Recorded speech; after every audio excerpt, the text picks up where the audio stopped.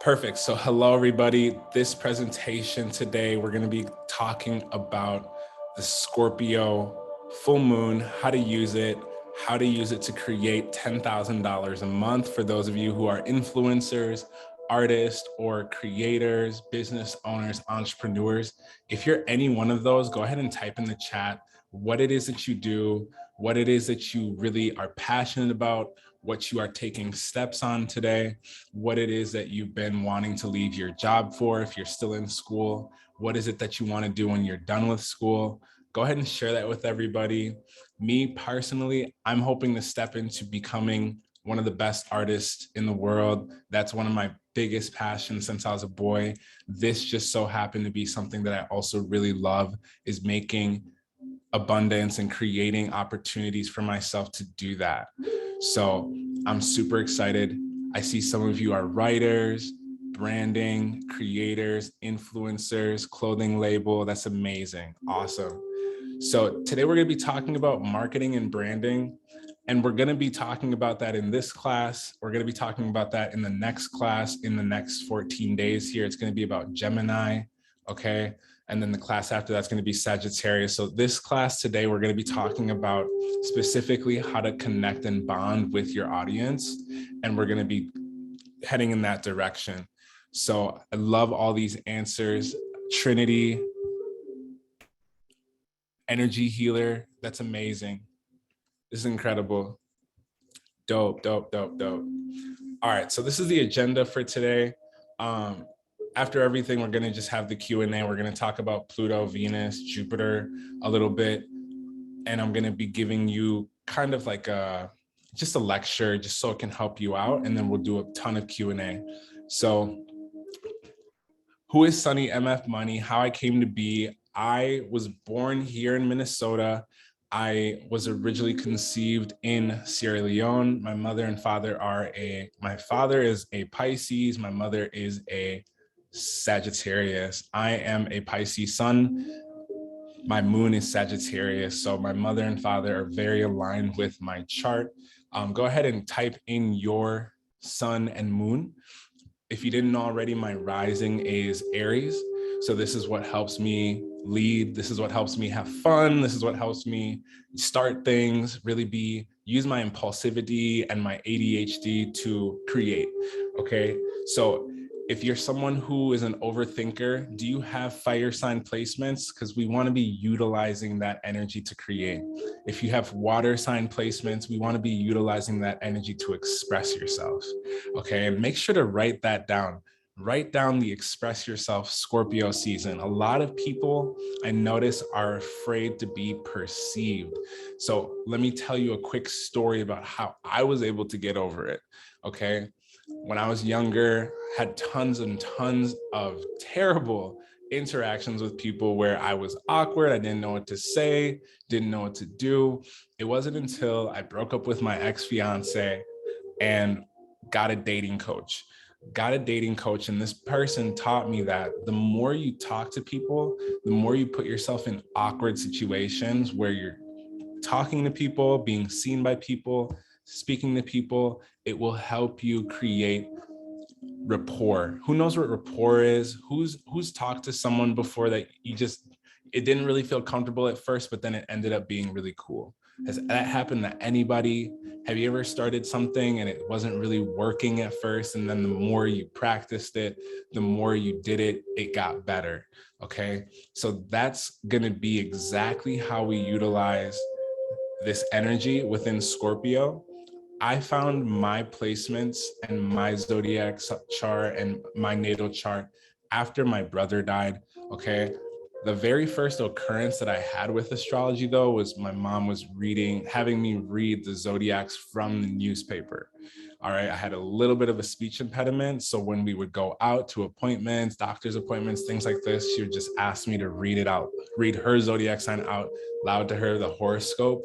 Did any of you ever read the horoscope out of the newspaper? Because that's how I got started. That's how I got in. When my premature brother died, that's when I found the natal chart. He was in an incubator. His heart was underdeveloped. His lungs were underdeveloped. and I really never had a physical connection. I could only talk to him, and it was a lot to bear with at a young age, at the age of about 12. So if you know anything about the planet Jupiter, who knows Jupiter and how long it takes to rotate and what Jupiter does? If you know what Jupiter does, go ahead and type it in the chat. If you don't, I'm going to tell you. Jupiter in astrology transits every 12 years. So right now, if you have Aries placements, Jupiter is in your Aries placements, and you're experiencing things from 12 years ago. Okay. I actually literally had an ex-girlfriend from exactly 12 years ago hit me up, and it was crazy. Okay. Because she's an Aries. So this is all things that we can start to really utilize and track in our lives, because when we are learning how to become ourselves, how to brand ourselves, how to market ourselves, it's so important to notice patterns in your life. All right. For those of you who just got in here, welcome. Big theme is, where does everyone have Aries in their chart? Where does everyone have Scorpio in their chart? Because this is where we're going to use our passions. All right. The reason how I came to be is I got sick of working my job. I got a salary job at 21 years old. I was taking 17 or 16 credits freshman year, sophomore year, and I was in student body. I was the director of IT, and I became the student body president in my last year. And it was just overwhelming. I got overwhelmed. I was burnt out, and I had to find out what I wanted to do for myself. So I started using my Pisces and Sagittarius placements to sell. One of the things that I went to school for is selling, marketing, branding, as well as business administration and interpersonal communications. Did anyone else go to school for any of those things? Because I want to make sure that we're all on the same page. I'm going to be going business and astrology back and forth, just because I know if you signed up for this, you're probably into that. All right. Super cool. Super cool. So how did Sunny MF Money come to be? I've changed my name so many times. I've rebranded so many times just in the last 2 years. When I really started to get success, though, is when I started to be consistent. I know a lot of you struggle to be consistent. I even at times struggle to be consistent. But the biggest thing that we can do on earth for ourselves and for others is to show up. All right, everyone type show up in the chat for me, so I know that you understand. The more you show up for people in your life, the more you're going to be able to get them to trust you. If people can't trust you, that is why you're not making money. That is why you're not making sales. That is why your audience isn't growing. That is why you can't leave your job or you don't know what to do. It's because it's stemming from you not trusting yourself. And once I realized that, it was really uncomfortable, but it allowed me to own it and accept it.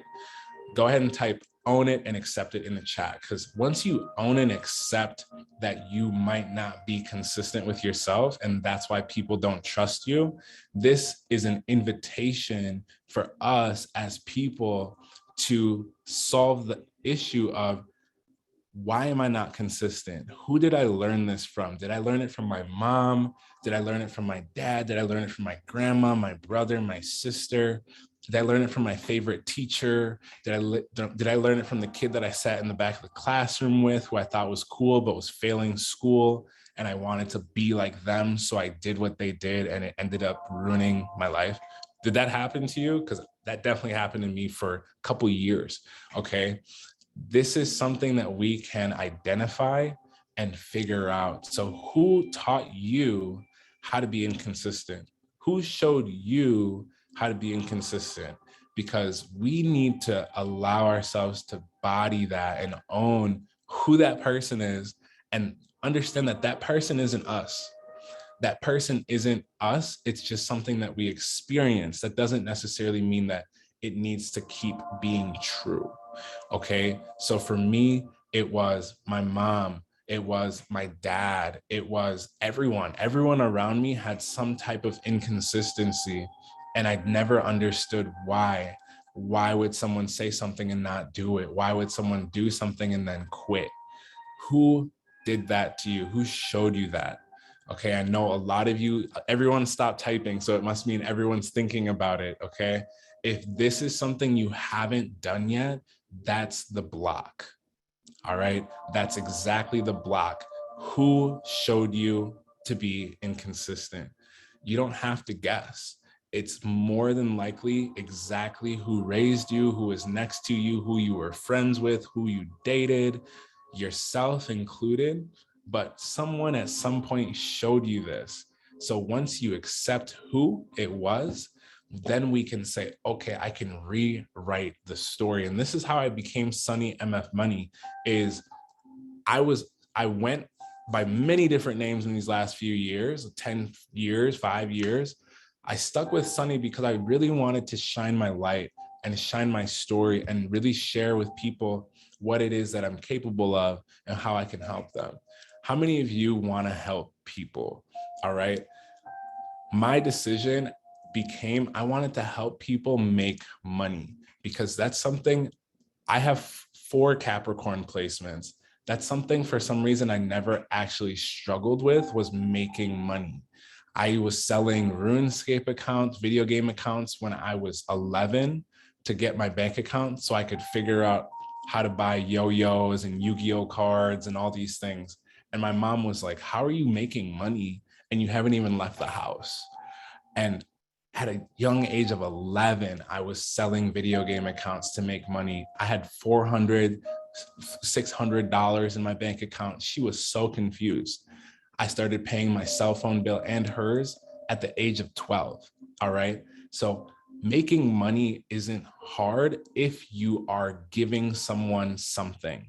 All right. That's the biggest concept I want to go over with you all is giving people what they need and what they want is going to be how you earn money. All right. So everyone tell me, how do you make money? What did I just say? How do people make money? Look at Jeff Bezos. Look at your most recent boss. Look at your last job. What were you doing? Helping people, right? You help people, they give you money, right? You do something, someone gives you money.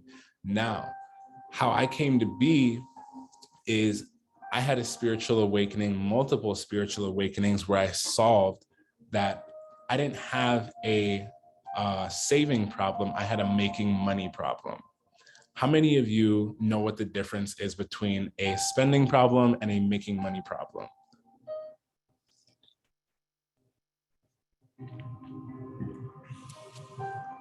Okay. So a making money problem is, it means that you have not aligned yourself with your limiting beliefs and your positive beliefs. This is such an important practice, okay? Last year, when I really decided to become Sunny MF Money, I asked myself, how can I make $10,000 a month? How can I do that so I can show everyone else how to do it? Because it's something that it just sparked into my head. I was like, you know what? I've never done this. Let me go for it. This is the Aries coming out. This is the Capricorn, the Cancer, the Libra in me. I have a cross, a grand cross. Who knows what a grand cross is? It just means 4 different placements in cardinal signs or mutable signs or fixed signs. Okay. So I had to decide, how can I help people make $10,000? So that's what I did. How to make $10,000 a month. Okay. Making $10,000 a month is simple when you have a recipe. The recipe is, here's an example: 100 clients times a service that is at $100 would make you $10,000. Is that true or false? True or false? If you helped 100 people and charged them $100, you could make $10,000. Yes or no? Now, what I was taught last year is I wasn't charging enough. I wasn't doing enough. How did I start charging more? We're going to get into that in a second, but the next step is, once you get good and master the 100 clients for $100, now you have to decide, what are you going to give people? Are you going to give them a tarot card reading? Are you going to give them a massage? Are you going to do Reiki? Are you going to sell a product? Are you going to sell a service? Are you going to sell, are you going to become a consultant like I am? I'm a creative consultant. At the end of the day, I help people create what they are looking to create. All right, everyone go ahead and type creative consultant in the chat for me. The biggest thing is, a lot of you are consultants, and I really want you to acknowledge that there is something that you know that a million people don't know. And that is what you should be sharing with them. And this does take a little bit of work, okay? If someone asks you to do something for them or teach them something, or you have friends that ask you, hey, could you give me a tarot card reading? Or could you give me some advice? Or could you help me out with this? I don't know how to do it. That is the first thing you should be choosing for your client service list. All right, everyone type in client service list. Having a list of topics that you can help people with is going to make things easy for you. All right. And you want to make sure that you have options for you to help people. All right. So when I started to create the 10 clients for $1,000, this is when I started coaching. The biggest thing with this, everyone, is the more work you're doing for someone, the more you charge. All right. And you want to have 3 different categories.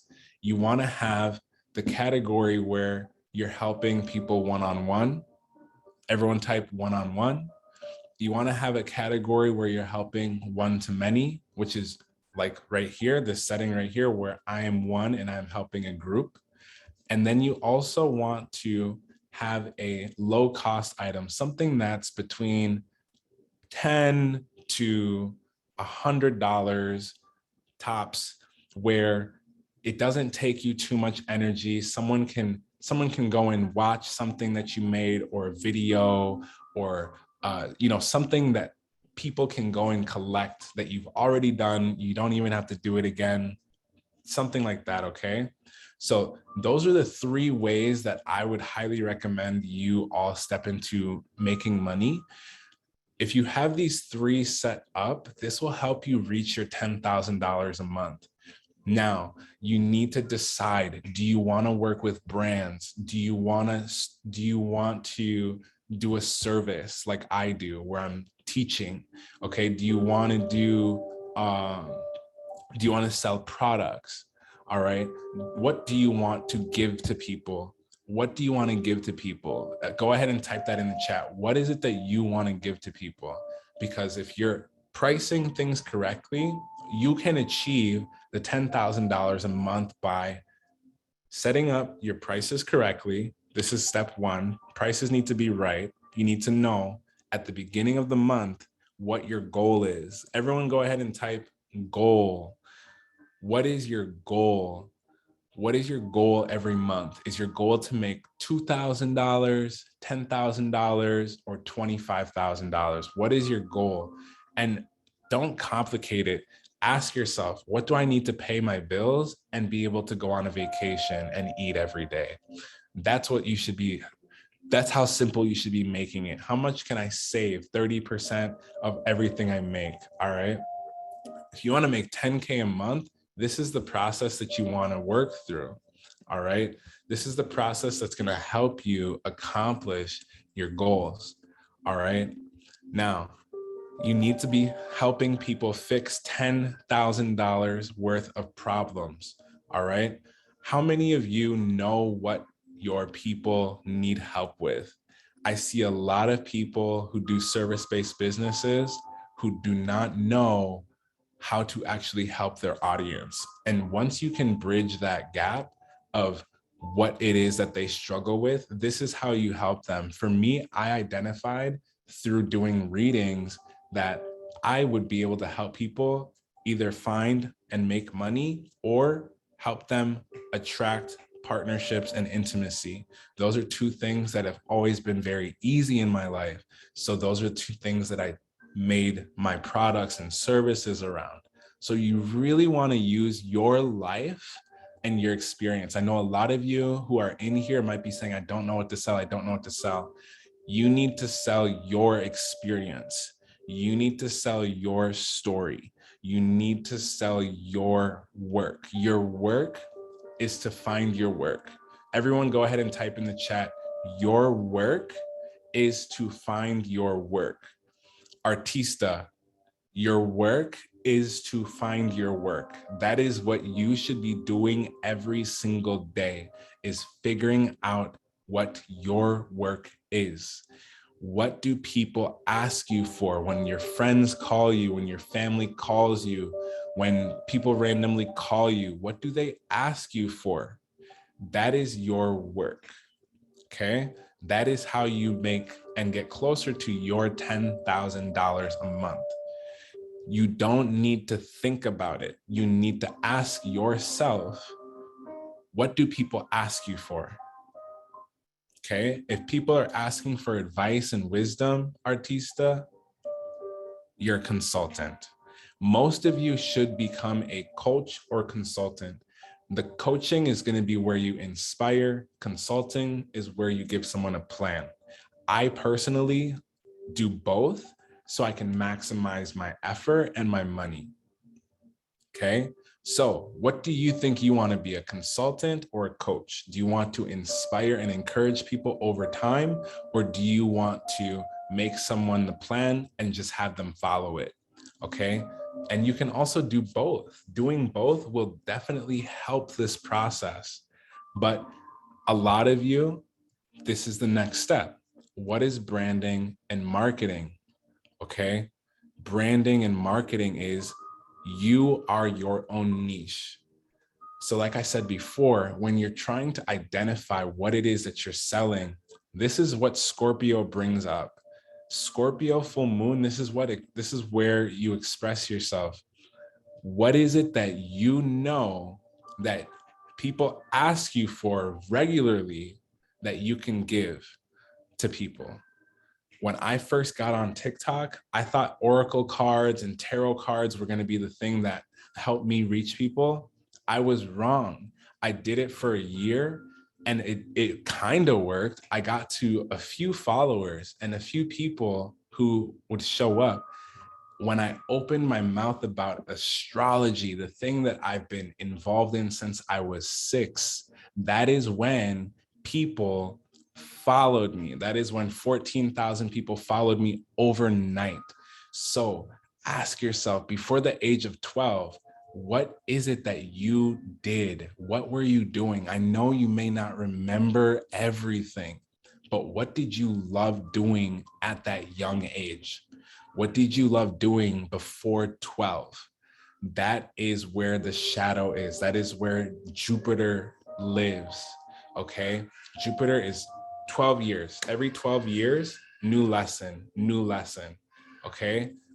Every 12 years, new lesson. So every 12 years, we get a new package. Okay.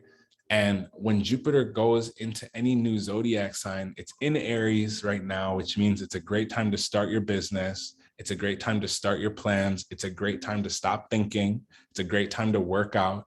It's a great time to follow your dreams. When it goes back into Pisces, it's going to be the same thing, but different. It's going to be follow your dreams, be compassionate, be spiritual, attract things towards you through your subconscious mind. All right. So what is branding? What is marketing? You need to market yourself. A lot of you have a fear of being seen on camera. I want to be the one to tell you, no one cares besides you. Every single day, I make videos. Every single day, I make multiple videos. I still think to myself, oh, I wish your smile was more straight. Oh, I wish your hair was more this. Oh, I wish I was wearing different clothes. Oh, I wish I lived on a beach. There's always something. But the thing that's going to ground you is where you are right now is exactly where you need to be. All right. When I first started making videos, I barely had anything in my apartment. All right. I was actually homeless. My very first TikTok video, I was in my friend's apartment on his bed, and someone just commented, "Hey man, you're going to be famous one day." And I kind of just grasped for it, and I hoped that it would work. All right. So I want you to really think about that. Don't start tomorrow. Don't start posting when you have an idea. Don't start posting when you feel inspired. No. The biggest thing that people who are perfectionists make the mistake about is, if you're a perfectionist, just pretend nothing's perfect. If you struggle with overthinking and perfectionism, I want you to know that nothing is perfect. Where you should be perfect is perfectly trying. Every single time you post, every single time you promote, market, or brand yourself, 80%. That's all you need to give is 80%. You need to be sharing what you do with people and reminding them to pick you. All right. You need to be reminding people to pick you. Why do people go to school? Why do people work out? Why do people meditate? Why do people do yoga? Why do people eat healthy? So that they can choose the best possible life. And this is how you attract the best possible partner. All right. All of you, I'm not attempting to attack you, but I really want you to remember sweating and exercising is going to help you tone down those feelings of anxiety, those feelings of low value. When you train your body and when you sweat, you release so many chemicals that can help you. All right. If we're not sweating once a day, once every few days, we're creating patterns where the body feels like it needs to shut down. This is where depression comes in. This is where sadness comes in. We also, after exercise, and this is involved in the branding and marketing, everyone. After exercise, the second piece is sunlight. Go ahead and type exercise and sunlight. And I really want to really drive this in, because exercise and sunlight alone can help you believe in yourself. All right. And I say this from experience. I grew up obese majority of my life. All right. If you've followed me for a while, I've gone so back and forth with my weight. And I'm just now at 29 able to really regulate this. And I have to do it because it's my body. I want to be the strongest I can be in every given moment. If any of you follow me on Instagram, you've seen I've been going to the gym for a long time now, stretching, eating more meat, eating more eggs. I was vegan and I lost a lot of my energy. Okay. It helped me also maintain my body. I've been learning what is good for me, what is not good for me, what helps me feel powerful, what helps me feel weak. This is all involved in your branding and marketing, because if your energy is not in alignment with the people that you're hoping to help, if you're tired, if you don't feel motivated, they won't feel motivated. If you don't feel strong, they won't feel strong. So what you eat, what you absorb, what you do when you sweat is you create an energy field around yourself. This is a very important part of spirituality that many people are afraid to speak on because people start to feel like they're shamed. Okay. It's nothing to be ashamed of. Sweating is a very natural, normal, helpful part of life. All right. And it's going to clear your chakras. It's going to help you breathe. Everyone type breathe. Breathing is so important. All right. After exercise, sunlight, there's breathing. This is a huge piece of branding and marketing as well, because it helps you understand why you're nervous, why you might feel anxiety. When you feel anxiety and nervousness, we want to slow down your breaths. All right. This has changed a lot of things for me. All right. Exercise, sunlight, breathing. What's next? Friends. We gotta have friends that are going in the direction that we want to go in. We cannot have too many friends that are in the same position or stuck.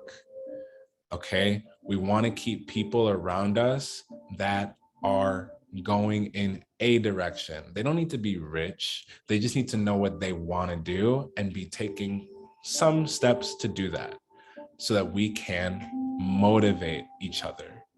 Okay, so those are the 4 pillars of branding and marketing for the self. Okay, this is how you're going to be able to really master yourself. So who can tell me what the 4 pillars are of branding and marketing? Who can type that in the chat for me? Because those things, first and foremost, once those are taken care of, it really helps everything else fall in line. Okay. Jasmine said, exercise, sunlight, breathing, friends. Exactly. These are so important. How many of these are you bringing into your own life? How many of these do you utilize each day? How many of these are bringing energy to you already? And how many of them are you neglecting or not utilizing? Because these are all free things. All right. All of these are free. Making friends as an adult is difficult. I agree. It really can be. But the biggest thing is we want to make sure that when we do these things, we will attract the people who we need to be meeting. All right. Perfect. So branding is the practice of shaping your image to distinguish yourself from others. A lot of you, what is it that you know that other people don't know? Because that is what you need to be sharing. If you know anything that other people don't know, and I'm talking about a lot of people, they just don't know the details. Some of you are talented in one area of your life. Teach people how to do that. There's people out here who want to learn. I did not think people wanted to learn astrology. I thought people just wanted me to tell them. Now I come to find out people want me to teach astrology because I study it. Okay, so what do you know that people don't know?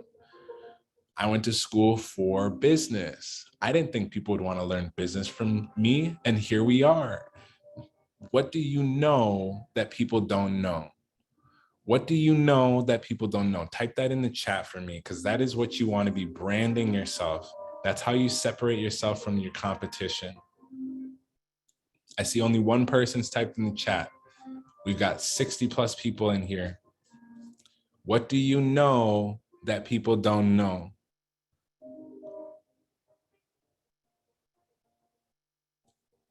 Tell me in the chat, what do you know? What separates you from your neighbor, from your auntie, from your brother, your sister, your mom? What do you know that they don't know? How to heal trauma, the impact on fashion, how to be compassionate, how to heal. I know Reiki, how to handle change well, how to write, how to recruit. Perfect. How to use menstrual cycles. Perfect. How to detach. Perfect. These are definitely things that we can turn into a business. The next step is marketing that. So how do we market that? How many of you found me on TikTok or Instagram? Did you find me on TikTok, Instagram, or YouTube? You found me on TikTok? A lot of you found me on TikTok. Why? Because I market myself on there more, because that is where that's where most people are for me. So that's where I push the most. The action or business of promoting and selling your products. How many of you are afraid to tell people that you have a product or service? Because if you are, you're doing yourself and the world a massive disservice. The biggest thing that you can do is, I want to teach you a strategy. If you're nervous to promote, to market, give people 3 things and then ask for something. Make 3 pieces of content and then ask for something in the 4th. That is the rule that I attempt to live by, especially in the beginning. Now I have a little bit more of a stage where I don't need to do that as often, but I still recommend help people 3 times, ask 1 time for something. Go ahead and type that in the chat. Help people 3 separate times, then ask for a sale. Go ahead and do that for your marketing. Help people 3 times. On the 4th time that you help someone, let them know that this is something that you want to help them with. Okay? This is going to help you build trust. All right, this is called marketing. This is called market research. By the way, if you're someone who doesn't still know how to market yourself, one of the biggest things I recommend is study people in your niche. What do you need to learn from someone in your niche? Everyone type in the chat, study your market. Study your market. Who has 1 million followers and does herbalism? Who has 1 million followers and teaches empathy? Who does Reiki and has 1 million followers? You need to go and find that person and replicate what they do. Why do you want to replicate what people do? Because if you, for example, are trying to make lasagna and you lay the pasta down and you know you need sauce and you know you need meat and cheese, if you see someone else make pasta with the pasta, the sauce, the meat, and the cheese, why are you using other ingredients? If you know that those are the 4 ingredients and they need to go in a specific order to make sure that the pasta comes out correctly, why would you not follow the recipe? All right. A lot of you are amazing, amazing creatives, but you don't follow directions. All right. How do we fix that? If you want the cake, the lasagna, the macaroni, whatever, I'm listing a whole bunch of carbs. Can you tell I'm hungry? If you aren't following the recipe, how are you going to expect to get the results? If you don't bake the cake how the directions tell you to bake the cake, why would you expect the cake to come out correctly? I've seen so many people who are spiritual, who have a business, they post memes, they post motivational stuff, but then they are struggling to make money. It's because you're not sharing with people what you should be sharing.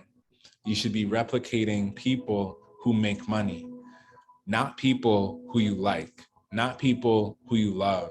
You should be replicating the people who do what they want to do, travel, eat, have their own business, are promoting themselves. That's who you should be focused on, studying from. So who should you be studying in your niche? Go ahead and type that in the chat. Who should you be studying your marketing from? Who should you be studying your marketing from? Go ahead and type that in the chat. People who make money, successful people, happy people. Happy people is so important. People who are happy is a massive step. Success comes from happiness, okay? The more happy people are, the better. Next, guidelines. Creators should use rules to set a goal. Setting goals is gonna help you. If you don't have a goal, it's hard to manifest. I know a lot of TikTok, a lot of YouTube, a lot of Instagram has told you manifesting things is, writing it down in your journal, putting it under your pillow, burning it, doing cinnamon spells, doing all of these wonderful things. At the same time, if we don't have a goal, it makes it very hard. If you don't have a goal to find a partner that aligns with you, if you don't have a goal to hit a new body goal, if you don't have a goal to hit $10,000 and what you need to be doing to get there, it makes it like, I would say 6, 7, 8 times harder, because there's nothing to look at. You're just walking, but you're not focused on the tree or the water or the city that you're going to. You're just wandering. How many of you have found yourself wandering in your business or wandering through life? I promise you, it's because we don't have a goal. If you wander a lot, it's because you're not choosing, and that is toxic. Not making a decision, acting as though you cannot make a decision, is toxic. It's preventing you from reaching what you want. If you struggle with money, you should make your goals around money. If you struggle with relationships, you should make your goals around relationships. You're not lost. You're simply not choosing to be found. Okay? Not making a decision is preventing you from getting what you want. This is where your image comes in. Choosing what you wear, what you display, helps you more. The reason why people change their hair, change their style, get piercings, get tattoos, is because they want to give an impression, okay, for themselves, which means that this is where your personality comes in. Your personality is so important. If people can't hear you, talk to you, see your eyes, hear your voice, it's hard for them to trust you. Usually what this means is you need to develop this through making content. How do you make content? How do you make content? First of all, we need to have a logo. We need to have something that represents us, something that represents us in the moment. It doesn't need to be for the next year, 5 years, 10 years.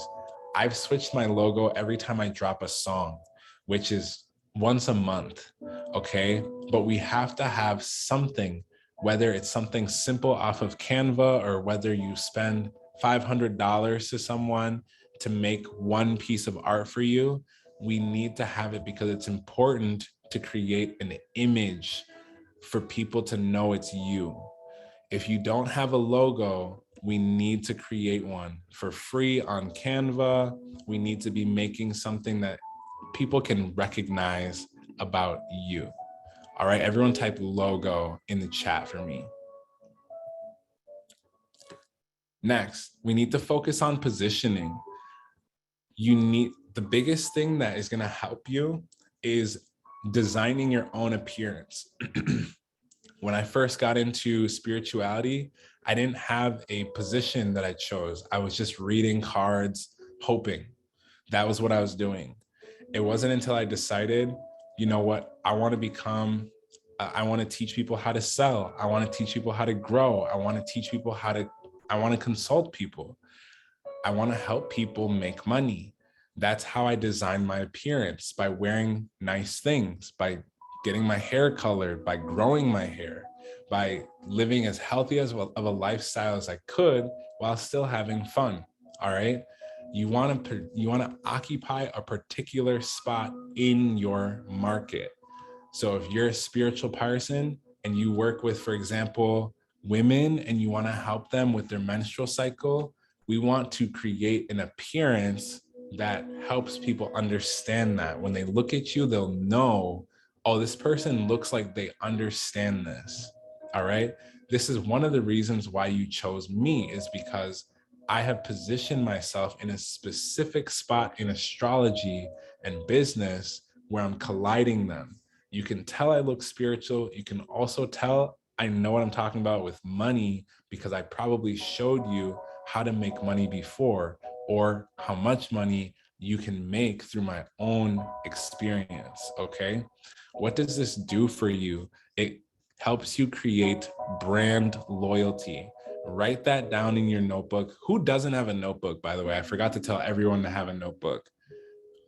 If you don't have a notebook, please go grab that. But we need to be writing down brand loyalty. Brand loyalty is very important, okay? Brand loyalty is gonna help you and others have continuous conversations, okay? Having brand loyalty is what's gonna help people pay you $100, $1,000. If you don't have that set up, it makes it very challenging. Now, a lot of you struggle with your purpose. I understand why. I could only imagine why. But again, when branding, as a creator, you need to figure out what you value and what you connect with emotionally. If that's helping people transform their trauma, be that. Let that be your purpose. If it's helping people make money or make love or find their own purpose, let that be your purpose.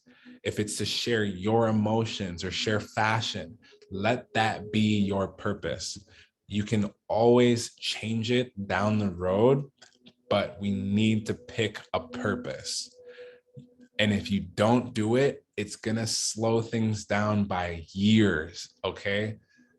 Everyone, type in the chat, I will pick my purpose. The Kool-Aid man is not going to come through and knock over your wall and tell you what your purpose is.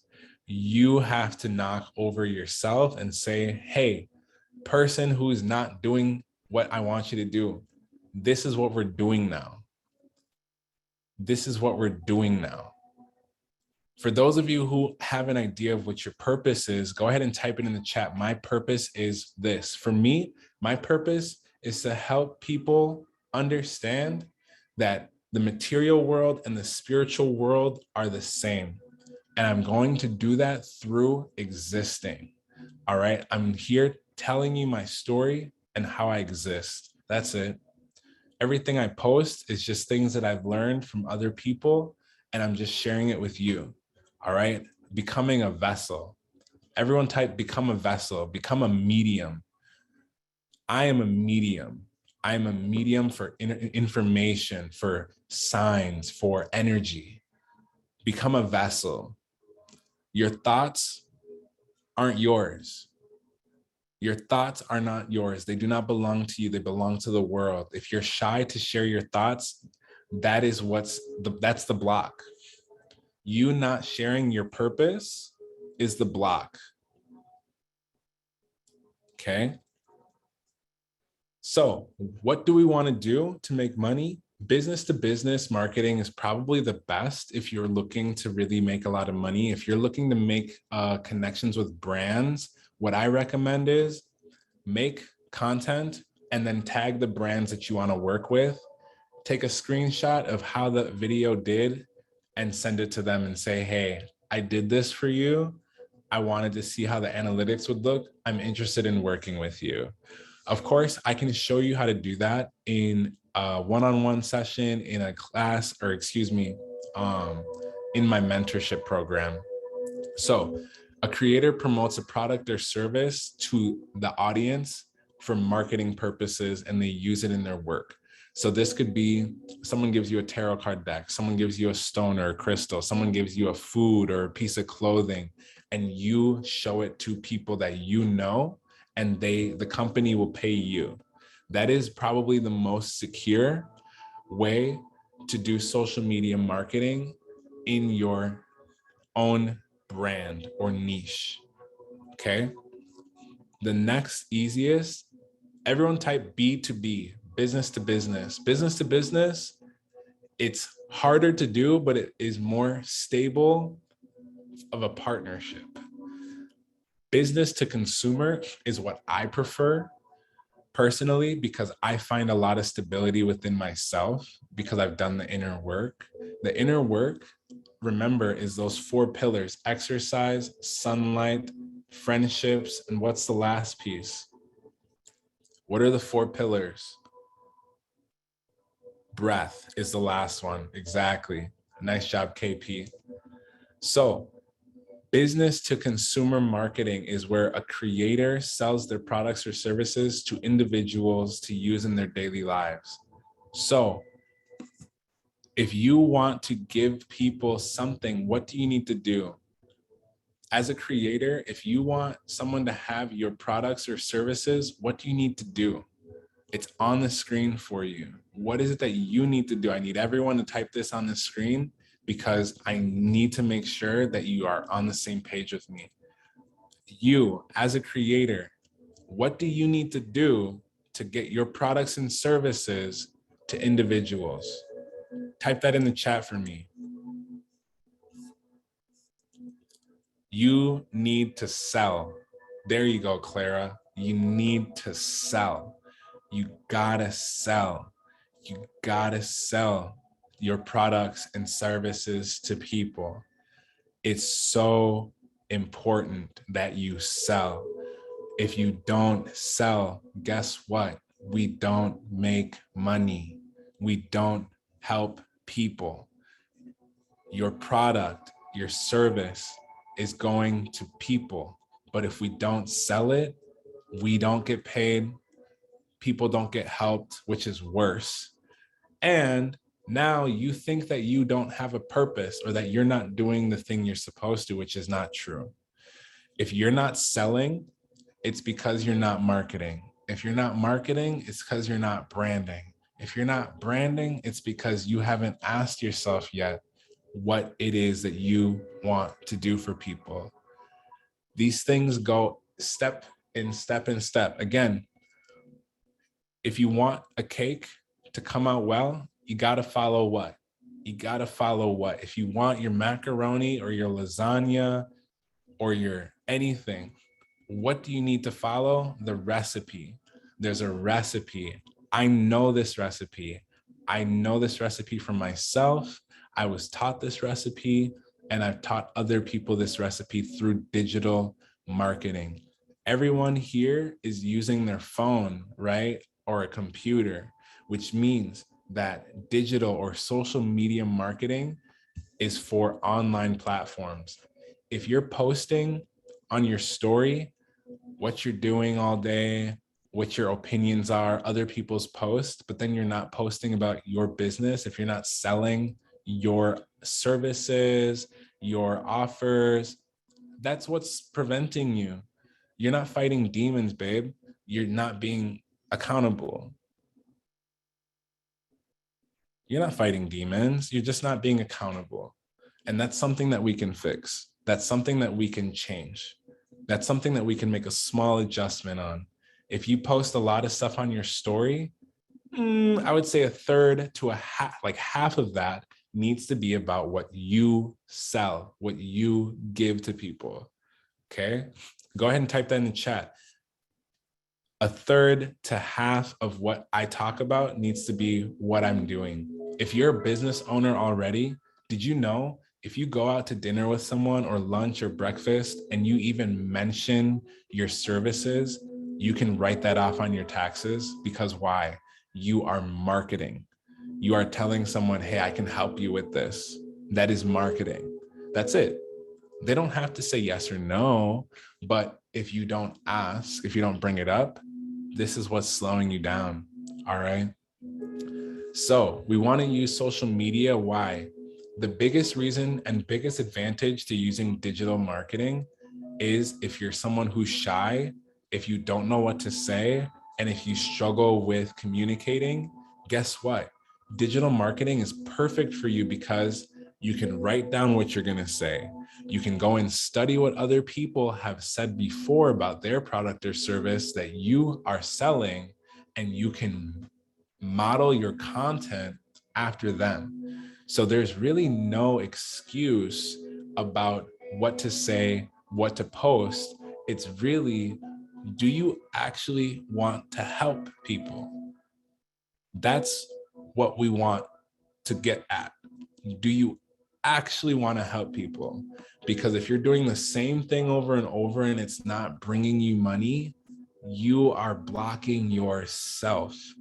If you're not doing what people in your industry, in your niche, in your market are doing, you are blocking yourself.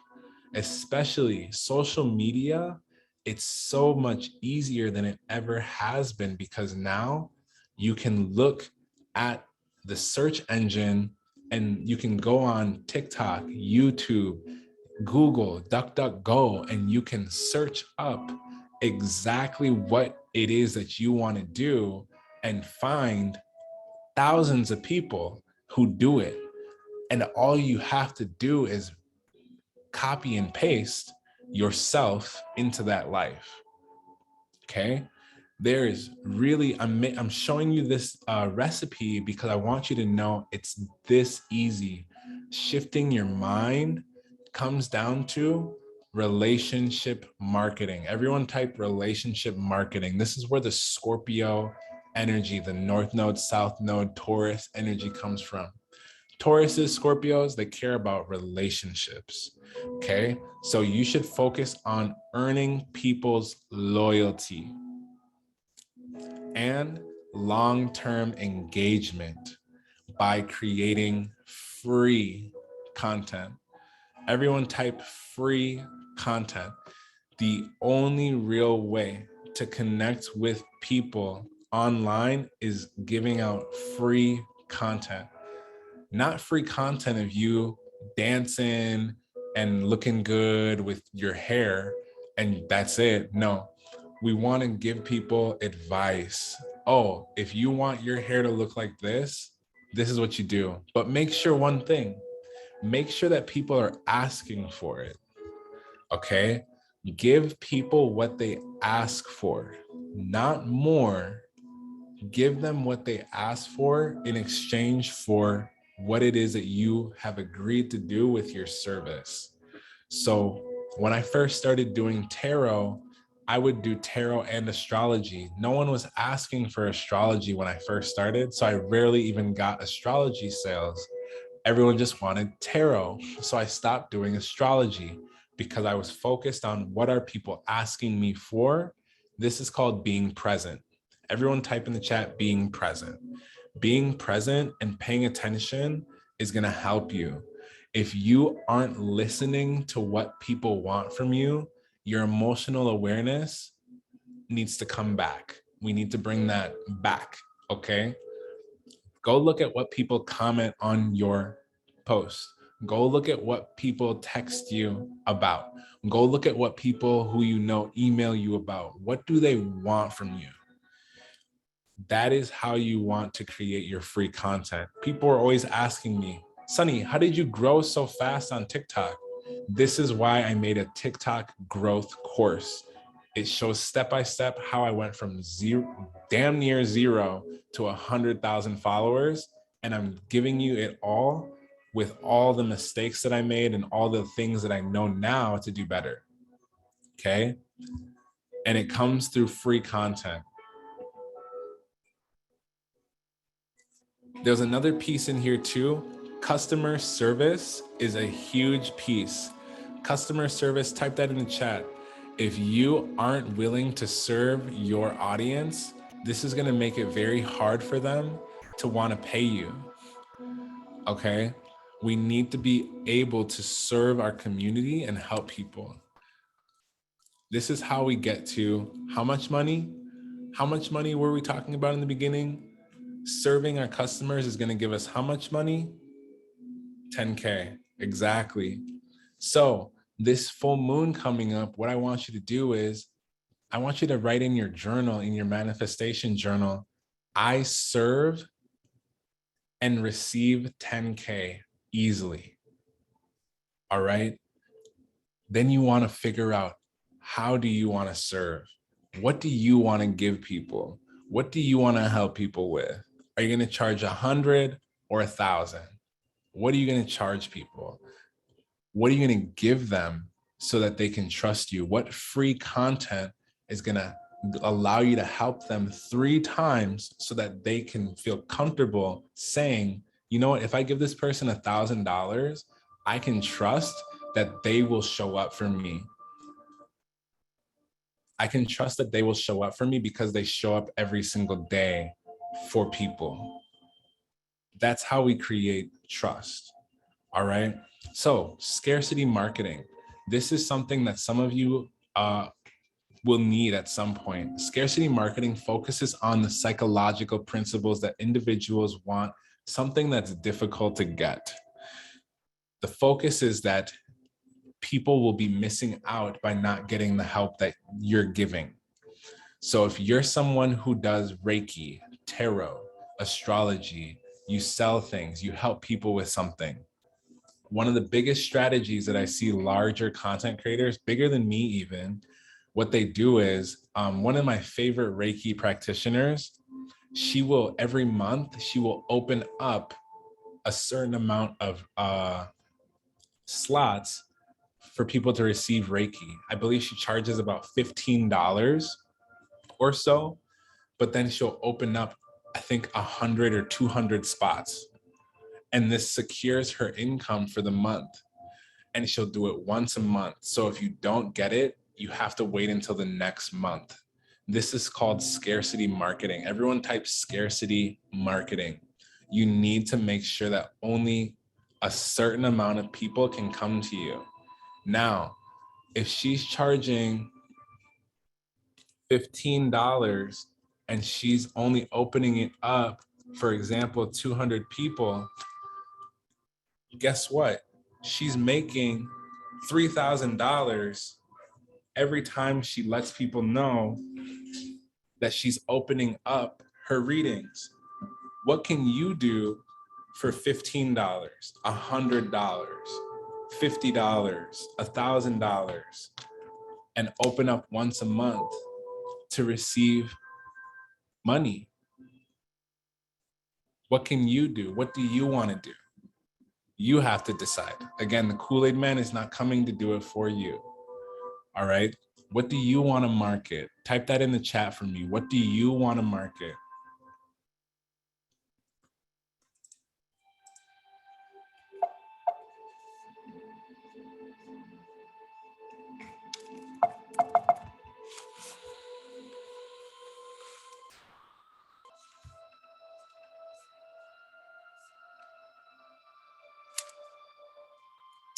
Myself, my readings, my jewelry, healthy living, tarot, modeling, real estate, writing, design, advice on self-help. Beautiful. Now that you've decided what you want to do, write that down on your piece of paper. And next, the biggest thing that's going to really take this to the next level is, how do you align that with your clients? Marketing campaigns should come after, all right? After a company completes its strategy. This is so that you can align your campaign with your company by figuring out who your customers are. Are your customers men or women? Who is it going to be majority? The right hand or the left hand? It doesn't matter which one, but you need to know, are you majority serving men or women? Go look at your analytics on Instagram, on YouTube, on Twitter, on TikTok. Do you have an audience of mostly men or women? How old are they? Are they 18 to 24, 24 to 30, 30 plus? Where are they living? Where do they live? You got to figure these things out, because it will help you understand who you're talking to. All right. If you're doing tarot card readings for life, but you're talking to, for example, teenagers or college students, they're not going to watch your videos because it has nothing to do with them. All right. Someone said my clients are busy people. Are they busy working? Are they busy with family? Are they busy with themselves? What are they doing? Where are they? Because we want to design our content for where they are. All right. A lot of my clients, a lot of my audience, sex workers, fitness people, spiritual people, artists, influencers. I know this because I go and ask them. I look at their accounts, I talk to them. Okay. I know this. So what do I make content around? Everything that they do, so that it hits, so that it's aligned with them. Okay. Go ahead and type 111 if you're seeing how to align yourself with your clients. okay? Because once a creator establishes a brand and identifies what they want to offer, this is how we can be more specific about our products and services.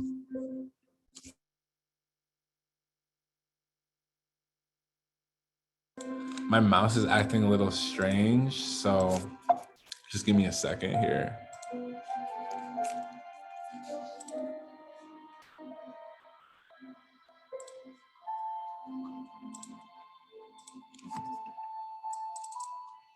We love retrograde.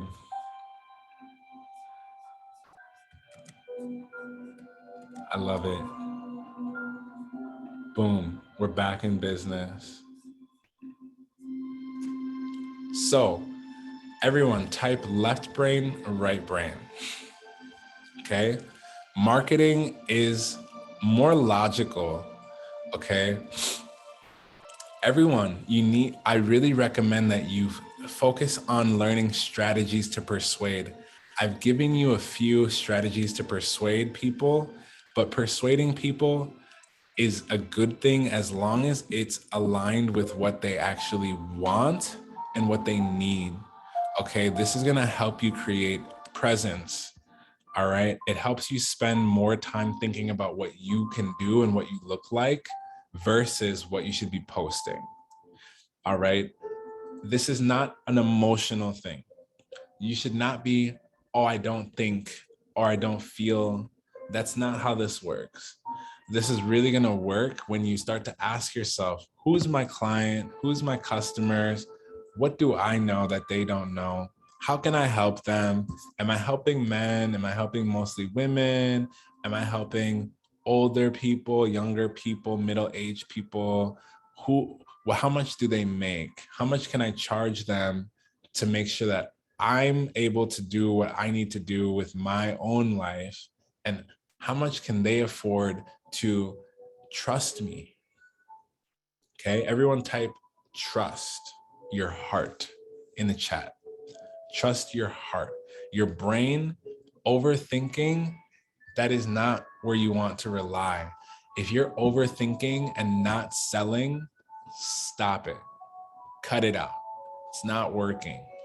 We gotta get better at planning. So that's what we're gonna start to step into. So I want you to type and write down too, people choose me. People choose me. Branding is why people will buy from you, your products and services. Marketing is how companies deliver a message. Your customers' attention and their influence helps them make a purchase. If you're not helping people, they're not gonna buy anything from you. Type 222 in the chat if you are gathering this concept. If you're not helping people, they're not gonna spend their money with you. Companies should use branding to keep their customers' attention and loyalty and create an image for their products and services. All of my classes are designed around the transits.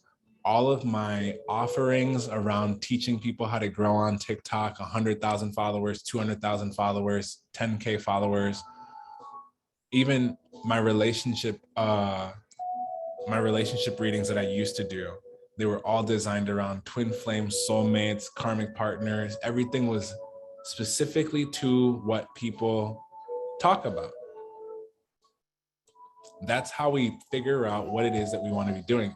Is this aligning for everybody? We're going to take a little break here, okay, in a second. So, emotional awareness. Everyone type emotional awareness. Marketing helps you understand how your company's personality is giving a message. Branding is more in-depth and includes your overall message and goals. Did you make your goals yet? Wake up, baby. Did you make your goals yet? What is your goal? Is your goal to go to Mexico? Is it to go to Peru, Jamaica? Make that a goal. Is it to eat better, sleep better, have better relationships, have better intimacy? Make that a goal. Is it to make 10,000, 100,000? Do you want to buy your mom a house? You want to buy your dad a car? Do you want to buy your own first land space? This is where emotional awareness comes in, because your branding will help you communicate your goals, and it extends inside of you, not outside, inside of you. Especially those of you who are afraid to tell people about what's going on in your life, you need to at least minimum give people a message about what your goals are so that they can trust you. If someone doesn't know your goals, it's hard for you to trust them. Have any of you been on a date and the person didn't tell you what their goal was, what their objective was with you? They just wanted to hang out? It feels a little uncomfortable until you know what the goal is, what the objective is, what the idea is, okay? Have any of you ever been in that situation where you met someone and you didn't know for what? It's because there wasn't a goal. We need to make sure that we're going on these journeys with people and being clear so that they can help us and we can help them. All right. This extends into your product development, and it helps you understand your inner workings. This is very important. So, how do we grow our brand? The brand's always growing. Marketing strategy can only happen when you're adjusting to your clients and customers. You need to figure out what they need help with, then give them that. If someone wants fried rice, but then you only make regular rice, we need to go and study how to make fried rice, because people want that from you. And if it only takes one extra step or two extra steps, it's going to bring you more money. Can someone tell me, is regular white rice more expensive or is fried rice more expensive? Is regular rice more expensive or is fried rice more expensive? Yeah, fried rice is more expensive. Can someone tell me why it's more expensive in the chat? Why is fried rice more expensive than regular rice? Why would someone spend more money to have their rice fried? It's because it takes more work. It's more seasoned. It has more effort put into it. Yeah. So if you go to a restaurant and they have regular rice, fried rice, they're probably going to have a dinner combo for you too. Why is this important? Because this is how you grow your brand. Once you figure out one thing that people like, we want to give them another thing that has more effort, more season, more ingredients. And then we want to do another step where we take the fried rice and we start adding protein, we start adding vegetables, we start adding other things to that list. And this is how we create a menu. Okay. This is how we grow our brand. All right. Because this in branding helps you focus on your long-term goals. If your goal is to make $10,000, your marketing should be short-term goals, which is helping, educating people, giving people free content. Free content is your marketing. Long-term goal, your brand is, oh, I'm a spiritual person. I'm growing my brand as a spiritual person. My marketing is to help people with their spirituality. Go ahead and type 555 in the chat if this is making sense to you.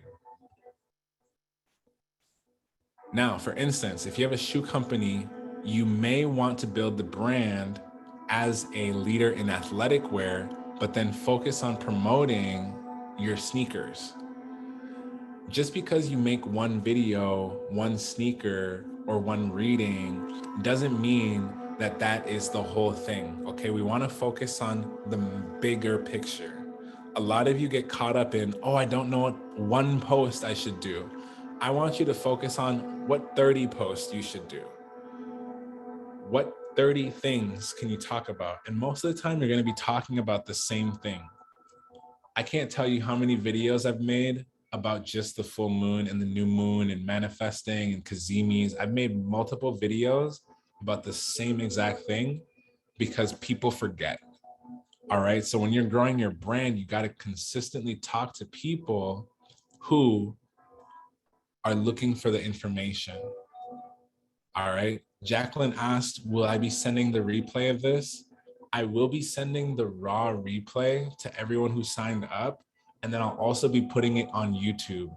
Sometimes people type their email in incorrectly. So I will be making sure to put it on YouTube as well. All right. So make sure to look out in your email for it. And if you don't see it, you also should be looking on my YouTube channel, which I'll show you in a little bit. So consistently change. A lot of people who struggle with consistency, it's not because you struggle with consistency, you struggle with change. Alexa, volume down.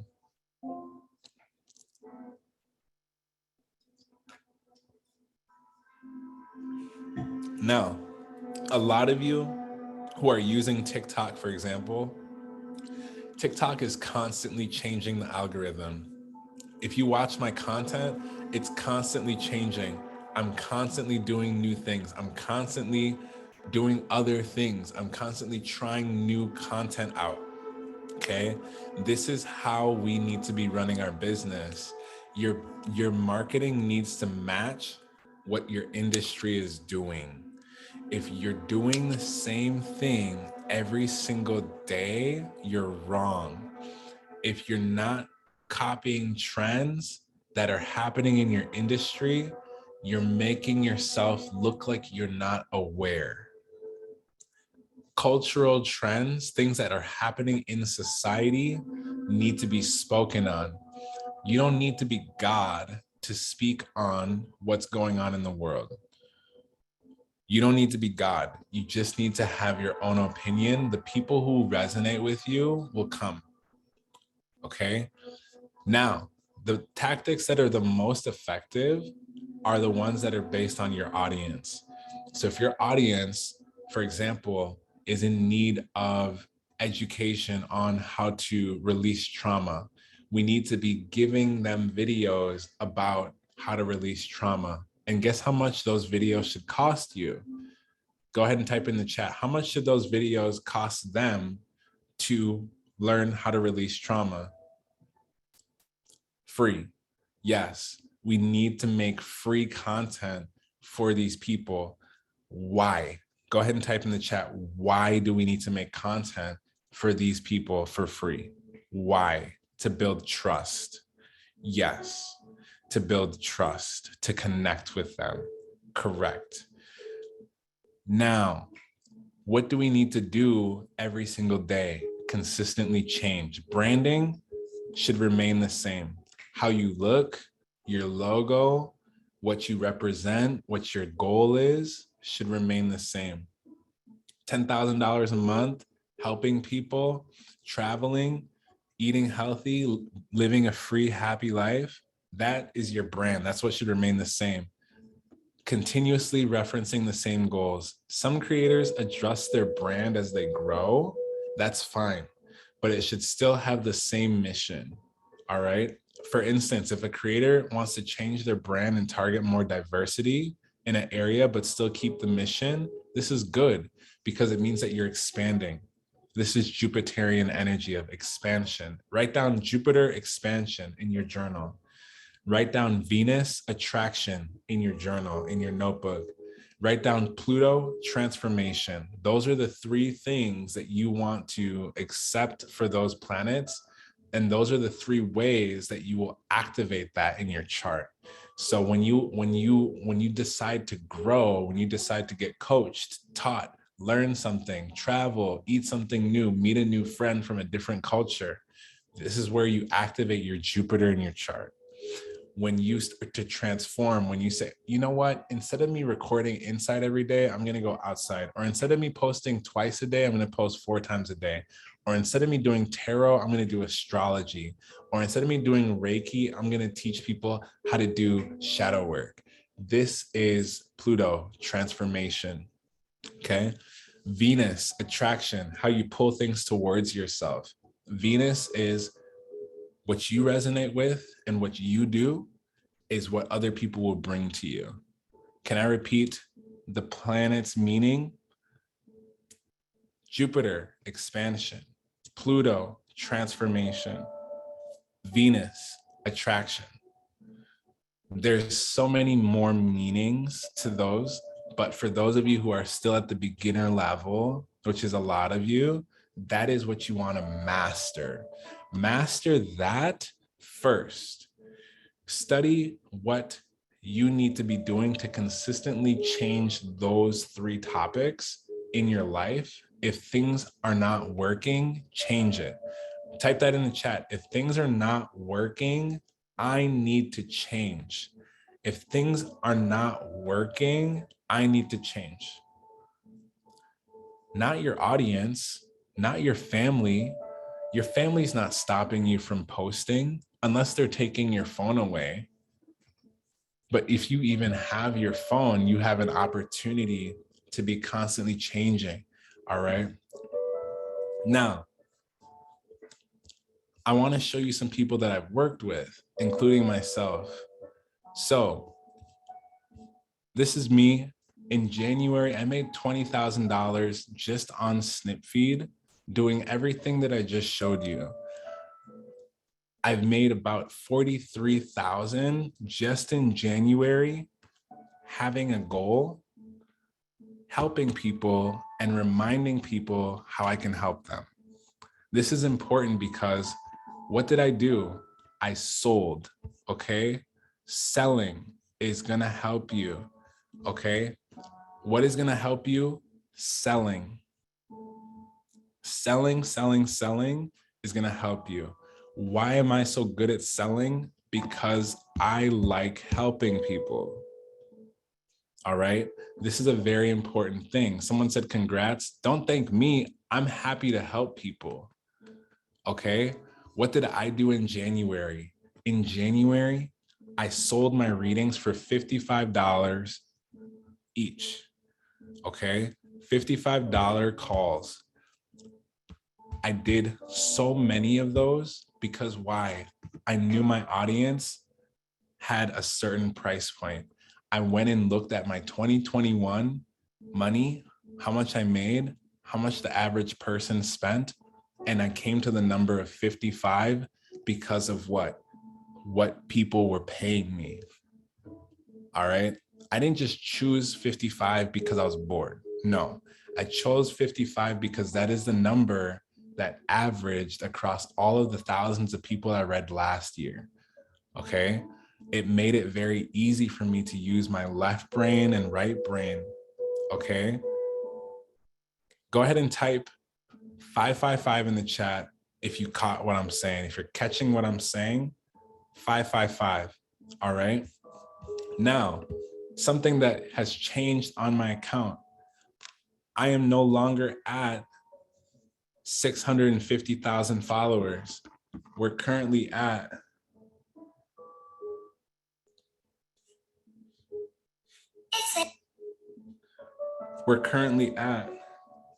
400 or 546. So how did we go up 100,000 followers in just a few months? Being consistent, studying my audience, studying my videos, posting a lot of videos, and then going and looking at which ones did the best so I could repeat them. Simple. Type recipe in the chat for me one more time, please. Recipe. I've got the recipe. Masha has got the recipe. Masha was making fitness content. When I met her, in her progress chart, she was going from an Aries sun to a Pisces sun, all right? She wanted to do more ASMR, more vocal work, more creative work, because she had already done the physical. She had already hit 10,000 a month off of her coaching programs. Now she wanted to express herself. I helped her get that expression out. Some of you will need help with the beginning blocks of creating. Some of you who are already making money need to improve your marketing or your branding. I'm here to help you with that. Like I helped Masha. Masha went from just a coach to a consultant and a speaker, okay? To a consultant and a speaker. This helped her express herself more, make more money, and also do what she wants to do, not just sell courses. All right. This is Naya. Naya is an artist. Okay. Naya is a really great artist, really good at expressing. What I helped Naya do is learn how to express and convert people that saw her videos into higher views. Once we start getting more views, it's important to remind people to follow you. Go ahead and type in the chat for me. I will tell people to follow me. Why would you tell people to follow you? Because if you don't, they won't. If you don't tell people to follow you, they won't do it. Okay, so when should you ask for people to follow you? After you've helped them 3 times. You can do that in one video. You can do that over 3 videos. You can do that over 3 days. Whatever works best for you. I personally try to help people in 3 ways in one video and then ask for a follow. Okay. And guess how many times I ask people to follow me in one video? 1, 2, or 3 times. I've noticed when you ask people twice in one video to follow you, it's more likely that they'll follow you because you're recommending yourself. And this is called what? What do you call it when you recommend yourself?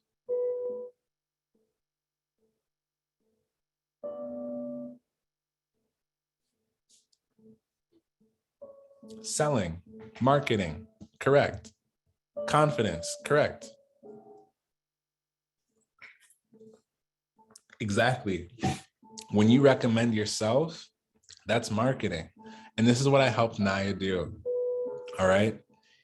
Iniko, they have a virtual lounge to share their music. One of my favorite artists right now. Okay. What did we help her with? The snip feed. They have signed up under me, excuse me. They have signed up under me to make sure that people can access them in their own space. What is that called? What is it called when you bring people to a space that you created? They already branded, they already marketed. Now what are they doing? Creating something called scarcity marketing. All right. Tanya, Iniko goes by they. Excuse me for earlier, but yes, they are genderless. So when you bring people into a certain space, this is called scarcity marketing. All right. When you make yourself less available. Now, how much of this has been valuable to you? How much of what we've talked about today, for those of you who are influencers, business owners, how much of this has been valuable to you? Everything, all of it. Perfect. Super good. So now let's tie in some more of what I can do to help you. And then I want to show you what you should be doing, okay, with SnipFeed.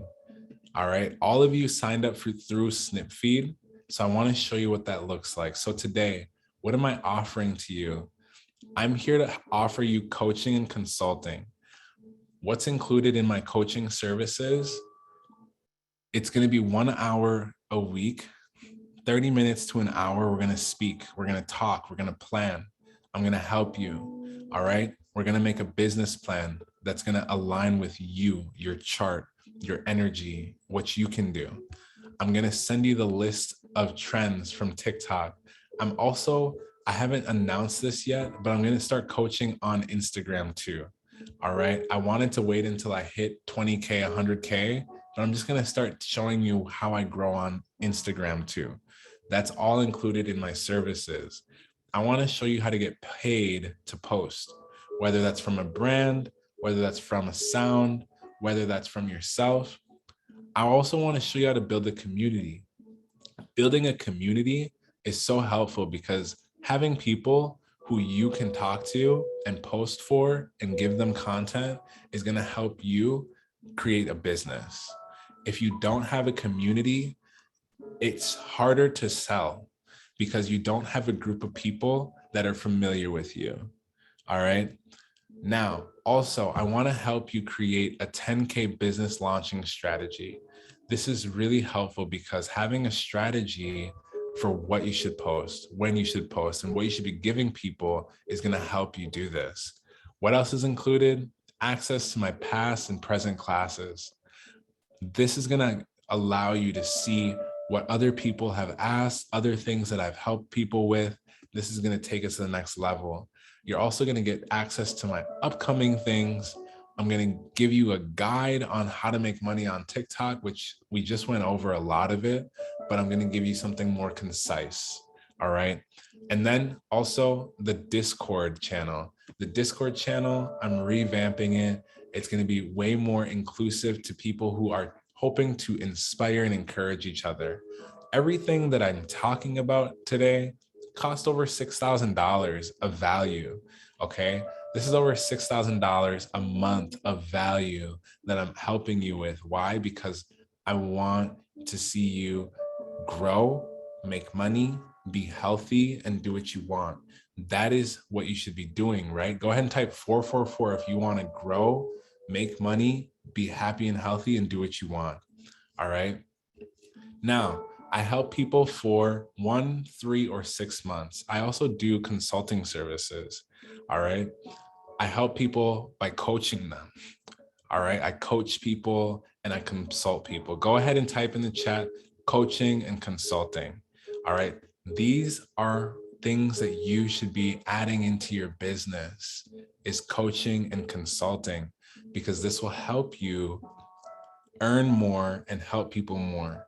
So if you're someone who's interested in getting coached by me, I offer my coaching for $777 a month. All right. My consulting services, $222. Why do I charge so much? Why am I charging so much? This guy's ridiculous. It's because I have a proven system. It's because I've worked with other large, massive accounts. I've worked with celebrities. I've worked with people and helped them solve their problems. And the thing is, when we solve your problem, it's something that doesn't exist as a problem for the rest of your life. Okay. If you are someone who struggles to make money, it's because you aren't in a money making mindset. So we want to step into that role. Okay. The trends list, by the way, is very included. So how do you access this? You can go to the link in my bio, snipfeed.co/SunnyMFmoney. The client coaching is going to be there. The next thing is, I want to show you exactly how you can make money through SnipFeed, because I know a lot of you know what you want to do. You have an idea of your purpose, but we might not still understand how to get the money to us, right? Who has that going on? Who doesn't know how to bring the actual money, how to set up a website, how to set up a store, how to set up a way for people to give you the money? Okay. If you're that person, this part of the presentation is for you.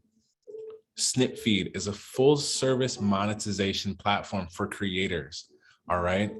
It's a place where you can express what you do, who you are in one click. All of you signed up through SnipFeed, right? So this is going to be really helpful, because you can go to the link in my bio and sign up under me, and this will give you the tools that you need. SnipFeed helps you optimize yourself on social media. It helps you have a link in your bio. How many of you in your content are saying, go click the link in my bio? That is the fastest and best way to remind people that you are selling something of value. All right. How many of you in your business are using click the link in my bio? If you're not yet, this is the time, this is the sign to start doing that. Okay. There is often no way to purchase your favorite products. It's hard for you to figure out the latest content, but we need you to be able to reach out to people in a way. So requesting and having a snip feed allows people to request their products that you have, partnerships, shout outs, everything in one place. Snip feed is a great solution for you, because why? It helps you extend your social media. You get to customize your own link. It makes it easy for people to purchase in one click from you. Okay. It helps you get access to analytics that you can see. Remember what I was saying earlier? I didn't pick $55 because I felt like it. I picked $55 because that's what people averaged paying me. So it made sense for me to pick that number because of the analytics. Okay. How can you help people? By knowing what they are willing to spend. All right. Now, the biggest thing here is you get to see exactly where, who, and what people are clicking on your things for. This is really important for when you're launching new products or services, when you're launching new clothes, when you're launching new ideas, when you want to make a YouTube video. You want to know who you're talking to. You don't just want to go into making content and guess. No, we want to have an idea of who these people are that we're helping. Okay, that's going to help us help them more. So the nice thing about SnipFeed is it's one place to monetize everything directly on social media. You can do live streams, which is what we're doing here today. You can do one-on-one consultations. You can do shout outs, Q&As.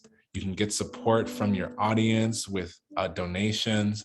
You can sell them exclusive content, things that you write, things that you record. If you're someone who does like tarot or Reiki, you can do a tarot and Reiki video for all of the rising signs at the beginning of the month and sell that for 5, 10, 20, 50 bucks. Okay. This is all going to help you get to your $10,000. All right.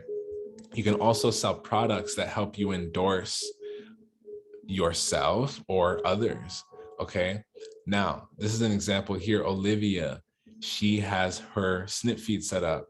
She can receive tips. She can answer people's questions, sell exclusive content. You can get 10% off her favorite yoga mat, access her Instagram, go to her Amazon, all of this. All right. Would this be, is this something that you could see yourself using? Okay. Because what if someone wants to tip you? What if someone sees one of your videos and they just want to give you some money? What if they just want to give you some money? Would it help if someone just came and gave you money? Yes or no? All right. The nice thing about SnipFeed is that you can receive tips. It's passive revenue. It works for all genres. It helps fans send messages to you. People who like you secretly, publicly, they'll be able to send you a shout out. All right. Q&As. This is for you to connect with people. All right. This is going to help you talk to people. You can talk to people in any group or niche. All right. You can be very creative with this, but it helps you build stronger connections. All right. You can do YouTube videos. You can ask questions. You can do shout outs. You can give advice. You can give readings, whatever works best for you. All right. One-on-ones. This is one-on-one meetings. It gives you flexible scheduling. You can pick how long you want to work, how many hours you want to open every week or every month for people. It's all digital, which means that you don't need to leave your house. You can just have people go and click things. If you want to get creative, you can do virtual meet and greets one-on-one with your fans, where you can talk to them for free. You can talk to them for money, whatever works best for you. All right. Live streams. This is what we're doing. Live streams are important because it can help you build momentum for an event. So you can make thousands and thousands doing live streams. Okay. Helping people connect better with their audience. This is what that's going to help you with. You can also do remote creating, where you're helping people in more unique ways by doing live streams like we're doing here today, where you can do classes, master classes, things like this. Exclusive content. How many of you make exclusive content? All right. How many of you make videos already and you want to give people things that are special to them? All right. This is going to be a great way to make passive income. You can see this person selling their exclusive content for $40.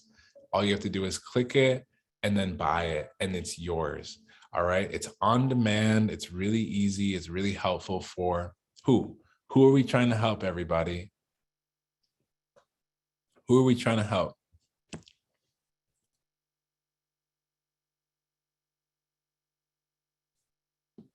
People, correct.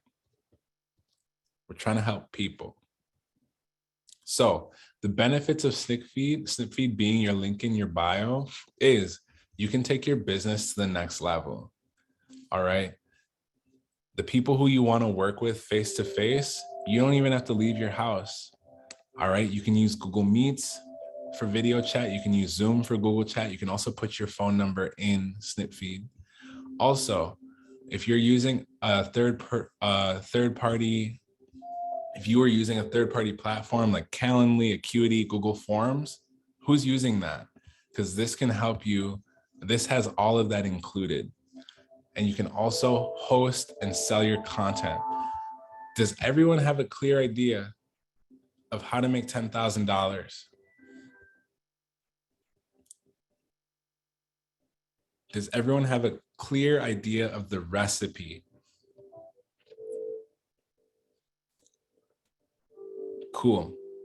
So the benefits again are you can put all your offerings on SnipFeed. You don't have to have a middleman. You can integrate Zoom, Google Calendar, MailChimp, PayPal, Stripe to get paid.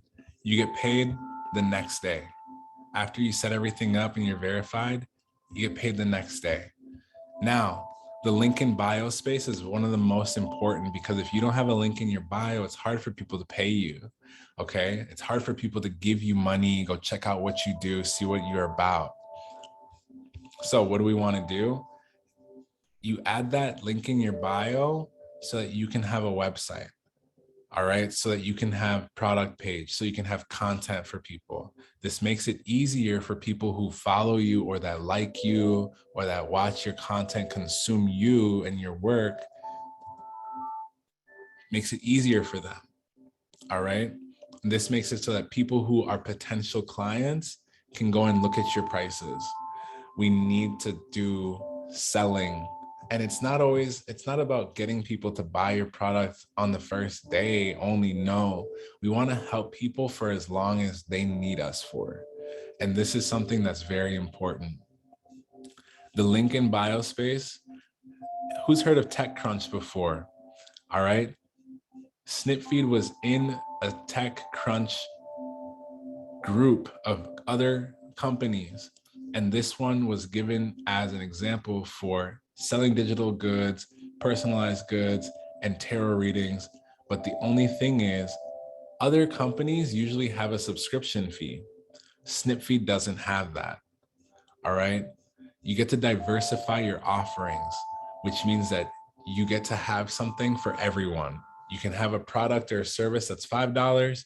You can have a product or service that's $5,000. Everyone type 5 to 5,000. I want you to be thinking, what can you give someone for $5? What can you give someone something? What can you give someone for $5,000? Think about that. Take some time, all right?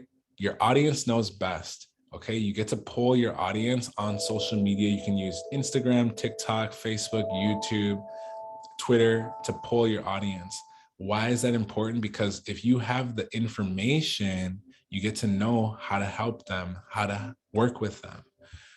Each social platform has a different way their audience works. So it's important to take this all into consideration. Don't be afraid to try new things, all right? The biggest thing is everyone type promote, promote, promote.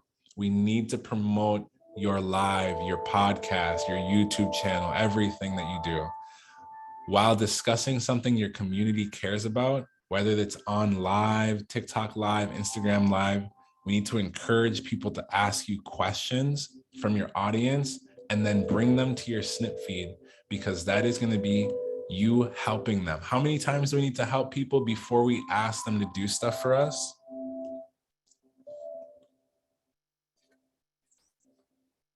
Perfect.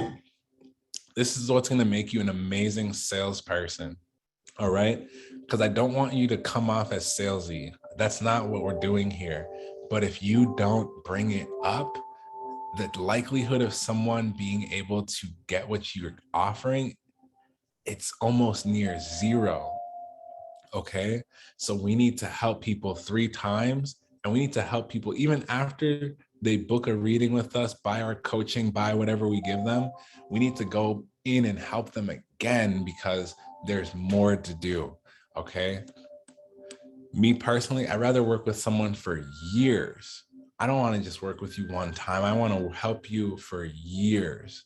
Why? Because that means that I get to teach you everything that I know, and I get to study more and teach you more. And we have a nice business relationship. All right. You can also plug your live streams to Twitch, to YouTube, to other things that you scheduled. Okay. Again, type promote, promote, promote in the chat for me.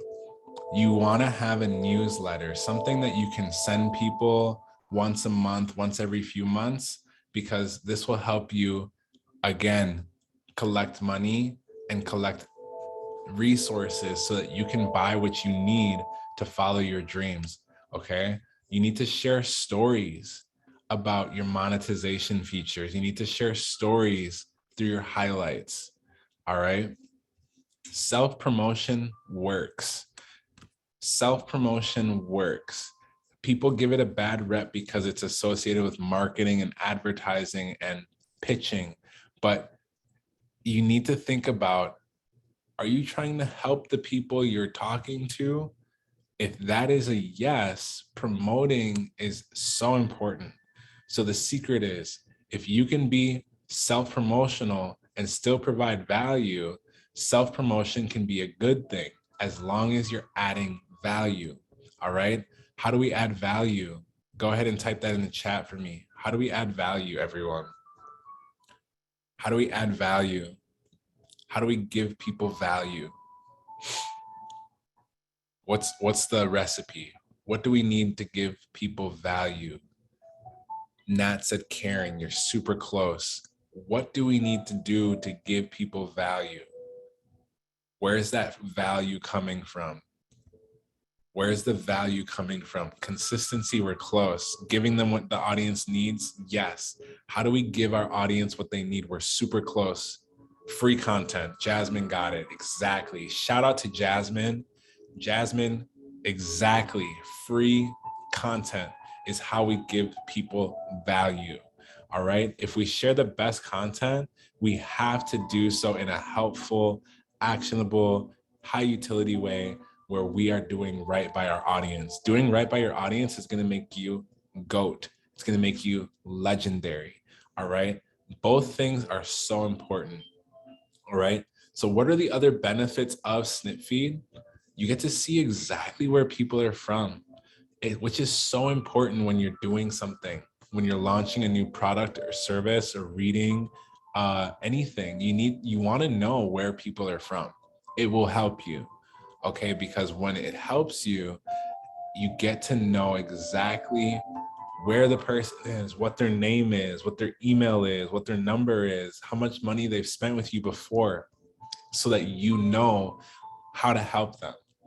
Okay, the really nice thing I like is that people will tell you when they pay for things from you, they will tell you what they need help with, which means that now, if you're struggling to figure out what to make for content, go and look at the people that you've worked with, what their questions were, because that's where your Venus comes in. What does Venus have to do with, everybody? What does Venus have to do with? Attraction. So you'll be able to see who you're attracting, and you can make content based off of, for example, what questions that you asked or answered in with your last client or with your last customer. Okay. And this puts you also in a group of really amazing creators. All right. All of these creators are using SnipFeed in their link in their bio, which is amazing. All right. This is amazing. All right. So go ahead and join the Discord for SnipFeed. All right. I'm able to type in the things in there. That's the end of the presentation. In alignment with everything that we spoke on. Real quick, the next piece I want to cover with you is the Q&A. I want to go into the Q&A. I want to answer some more detailed questions. We've got some time here. So raise your hand and ask your questions. All questions are welcome. I'm super excited. I have the calculator for charts pulled up. Let's just dive into it. Also, I wanted to let you know, for those of you who are interested in growing on TikTok, I did create a course for you. That course is $97 a month. Okay. It's $97 a month for you so you can grow on TikTok. It's going to show you what to post, when to post, what you should be doing, how to make money, what you shouldn't be doing on TikTok, everything. All right. So let's start asking questions. Sharice is first. Sharice, what's up? Hi. So as someone with multiple Scorpio placements, I just want to know, how should I use this energy for the full moon, specifically for my business? So with Scorpio, Scorpio is a water sign. So that's where you want to start. Water in astrology has to do with three things. The three things you want to focus in on is creativity, intuition, and expression. The next thing that Scorpio manages in astrology is consistency. It's a fixed sign. Consistently doing what? Using its intuition, using its expression, using its creativity. The way when you have multiple planets in Scorpio, a lot of people have been lied to, saying that, oh, Scorpios don't like giving information, da da da. What Scorpios don't like doing is giving power to people who don't deserve it. When you tell a secret, when you tell people something that's going on with you, you are risking them mishandling your secrets. Okay, that is what Scorpio fears, is people mishandling their secrets. How do you work through this? Look at someone like Drake, Scorpio king. He tells you his secrets in music. And what do? You pay him by listening. So if you're going to give your secrets away, your power away, exchange that for money, whether that's in song, which is creative, whether that's through your intuition, which is through your spirituality, or by expressing yourself, which is making videos, which is making podcast episodes, sharing your experience. That's how you're going to want to utilize Scorpio energy. All right. Now, full moon, what does that mean? Full moon is everything is seen. A lot of people make the mistake of, they think they have Scorpio placements, they shouldn't share their experience. That is exactly the wrong thing to do. If you don't share your experience, guess what? We're not emotionally marketing with people. They don't trust you. You need to share yourself. What pieces do you share with yourself and with other people? The pieces that you have figured out. The pieces that you figured out. Because once you figure it out, no one can take it from you. No one can use it against you. Okay? And even if they do, they're going to look foolish because you are the one who created this thing that you're putting out. If they mishandle it, that's okay. You are the one who's in control because you chose to give it. But if you don't give, that is where the block will be with Scorpio placements. And that goes for anywhere Scorpio is in your chart, any house, any planet, any point. If you're not expressing yourself and sharing your secrets, that is why your Scorpio is blocked. That is why things aren't unfolding for you. Okay. Scorpio, when you share secrets, you gotta know that you're gonna transform from that secret. If you think that someone's going to hurt you because you share, that is your block. It's not anyone else's fault. You're being scared. And you should only be scared when your eyes are closed and you've completed all the things that you wanted to do at death. That's when you should be afraid, when you're dead. When you're alive, you're here to have fun. You're here to do what feels right. You're here to feel uncomfortable. Okay. If you're not doing those things, you're completely missing the point of Scorpio energy. Did that help you?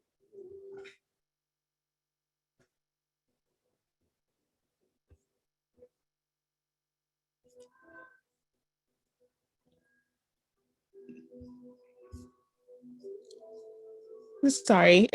Yes, it did. It helped a lot. Thank you for that. 100%. All right, Tonya, what's up? Hello. So I just want to get some information on, like, I'm just learning how to read natal charts and like what you have on screen there. Like, what's the best I guess website, platform, books that I can learn more about this? Because I'm still trying to understand all the, like, I understand the houses and stuff, but I want to be able to read these charts for people because I've found it very useful since I've been studying it myself. For sure. So the best thing I can recommend for you is I created a course on how to read your chart and others' charts. It's actually already available for you. The biggest thing is you want to focus in on, at this point, if you already know the houses, you should be teaching people the houses. Don't hold with astrology, it's something that is designed to be shared. All right. So if you go to the link in my bio, I have a course in here. It's $11.11. How to read your birth chart, the basics. It goes through all the houses, all the planets, the aspects. It goes through the midpoints, and it's shaped and designed so that step by step you can go deeper. Okay, astrology is really a memory game. So when I first started doing astrology, when I wanted to tie things together, you have to either memorize or write down all 12 zodiac signs. If you don't know all 12 zodiac signs in order, that is something you need to master. This course will help you do that. If you don't know what every single house is, you need to go and study what each house is. Luckily, you've already done that. The aspects is the next thing. What is the relationship between this planet? Because you can have a Scorpio Pluto, a Sagittarius Pluto, but if you don't know, oh, it's making a trine, which means I have support, you might walk through life thinking, oh, I need to do this alone. And if you don't know you have a square, you might think, oh, I need to do this with people, when in reality, you need to be doing that alone. Massive changes just off of tiny little things. So astrology is math, all right? And we want to make sure that we have the whole book. So I created a course a few years ago, actually. I have several books that could show you what other ways, but the first thing I think you should start at is taking this course and then stepping into what part of astrology do you care about most. There's career astrologers, there's crypto astrologers, there's purpose astrologers, there's astrologers who focus on soulmates, there's astrologers who focus on timing, there's Hellenistic astrologers, which is prediction, there's draconic astrologers, which is past life, there's Vedic astrologers, which they focus on the cycles of karma. There's so many different things, but until you master the basics, you shouldn't even be thinking about that because you will simply confuse yourself. We want to master the basics of astrology so that you can look at any chart, whether it's whole sign, Placidus, Porphyry, whether it's Gregorian or not. We want to master the basics so that you can read any chart and know exactly, oh, this person has an Aries Venus. They're a passionate lover, but they're a selfish lover. Okay. Oh, it's in the third house. This person loves to communicate. This person loves their friends. Oh, it's making an aspect to Pluto. Okay. What's the aspect? It's a sextile. Oh, this person's a flirt with life. They like to flirt with life. They like to take risk. We need to have that mastered before we do anything else. I hope that answers your question.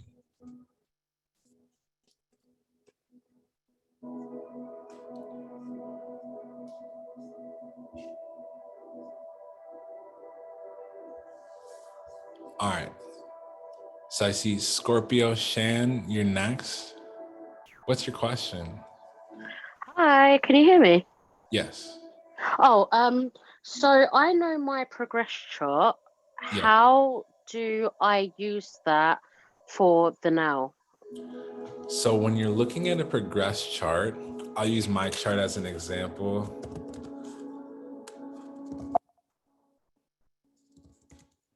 When you're looking at a progress chart, the biggest thing that you want to do, and to find a progress chart, by the way, you go to astro-seek or astro.com, or you can actually just Google progressed chart in Google or DuckDuckGo, whatever you use. This should show up first for you, progress chart. Go to Google, type in progress chart, click on progress chart, then you want to type in your information. All right. When you're looking at a progress chart, you want to ask yourself, what is your focus? We have to pick a topic. We can't just look at a progress chart and gawk at it. We want to ask ourselves, are we looking at the first house? We want to look at personality. Are we looking at the second house? We want to look at how we keep money. Are we looking at the third house to communicate better? Are we looking at the fourth house for how to be better as a family member or be better in home? Do we want to look at the fifth house for creativity, romance, sixth house, health, seventh house, relationships with other people, eighth house, so on? Okay. What topic do you care about is the first thing you need to ask yourself. Do you want to make more money? Do you want to have better relationships? Do you want to be better in your career? You got to go in with some kind of an idea. You cannot go in with no idea. All right. Does that make sense?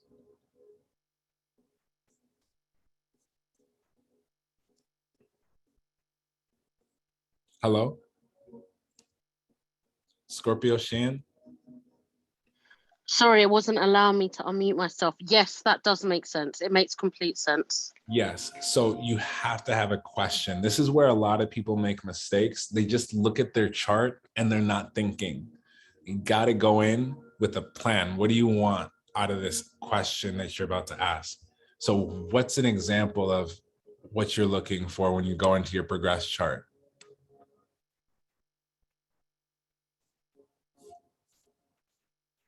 Stop muting yourself. Oh, sorry. So for me, it's around career and finances. Perfect. So what you want to do, if you're brand new to astrology, for career, you want to look at the 10th house. For finances, you want to look at the second house. Yeah. What zodiac signs are in these houses? Then when you find out what the zodiac sign is, I need you to go and look at people who are alive and dead that have that zodiac sign. So, for example, if the 10th house is Pisces, you need to go and look at successful Pisces. Okay. Then you need to ask yourself, okay, these people are successful Pisces. And this doesn't matter if that's your sun sign. That's not what I'm saying. I'm saying that if you have your 10th house in a zodiac sign, go look at, Smokey Robinson. Smokey Robinson, music. Cindy Crawford, actor. Kelsey Grammer, I have no clue. Drew Barrymore, actor. Emily Blunt, I have no clue. Steve Jobs, entrepreneur. And then you want to say, which one do I want to do? Which one aligns with me? Just pick and do what that person did. If you're choosing Drew Barrymore, for example, act. How do you act? You can't just walk into Hollywood. No, you'd use your phone. You'd use your phone to make content and act on your content. If you want to do more the entrepreneurial route, technology is another thing that Pisces loves, Aquarius loves, Virgo loves. All of these zodiac signs use technology very differently. How do you figure out how you do it? Study people who have that zodiac sign. Because then we don't have to guess. We don't need you to get so deep into astrology. We need you to get your answer, right? Mm-hmm. So, what is your 10th house progressed? Oh my gosh. So I know my second is Virgo. So if my second So is if your Virgo, second's Virgo, the next zodiac sign would be Taurus in your 6th house, or excuse me, Capricorn in your 6th house, which makes Taurus your 10th house. yeah. Yeah. So you need to study Tauruses. What do Mhm. Tauruses do in their career? I want you to go look at successful. What's the zodiac sign? Taurus. Perfect. What do Tauruses? Who's the Rock?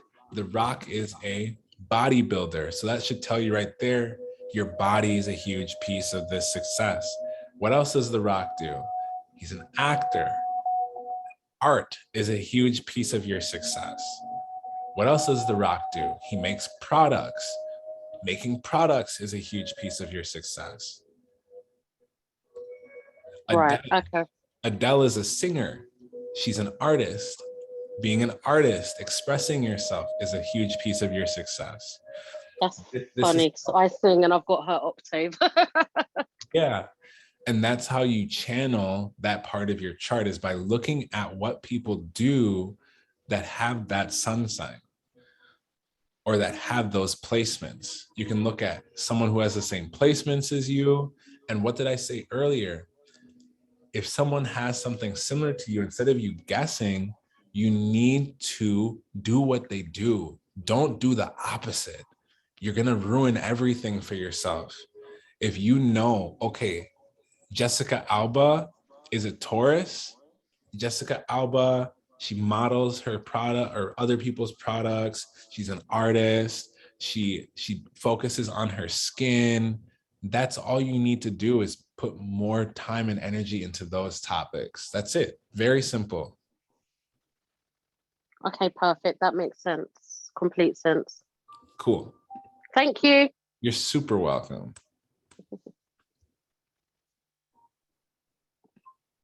J.I., what's up? Or is it G? Hi, it's G. Hello. So I wanted to know, you talked about how water signs should express and use their creativity. And I wanted to know And what the other intuition. signs. What's that? Also intuition, the 3 things: creativity, intuition, Oh, expression. I wanted to know what the others, like fire signs and earth signs, revolve around.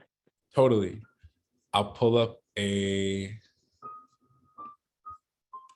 thing for you real quick.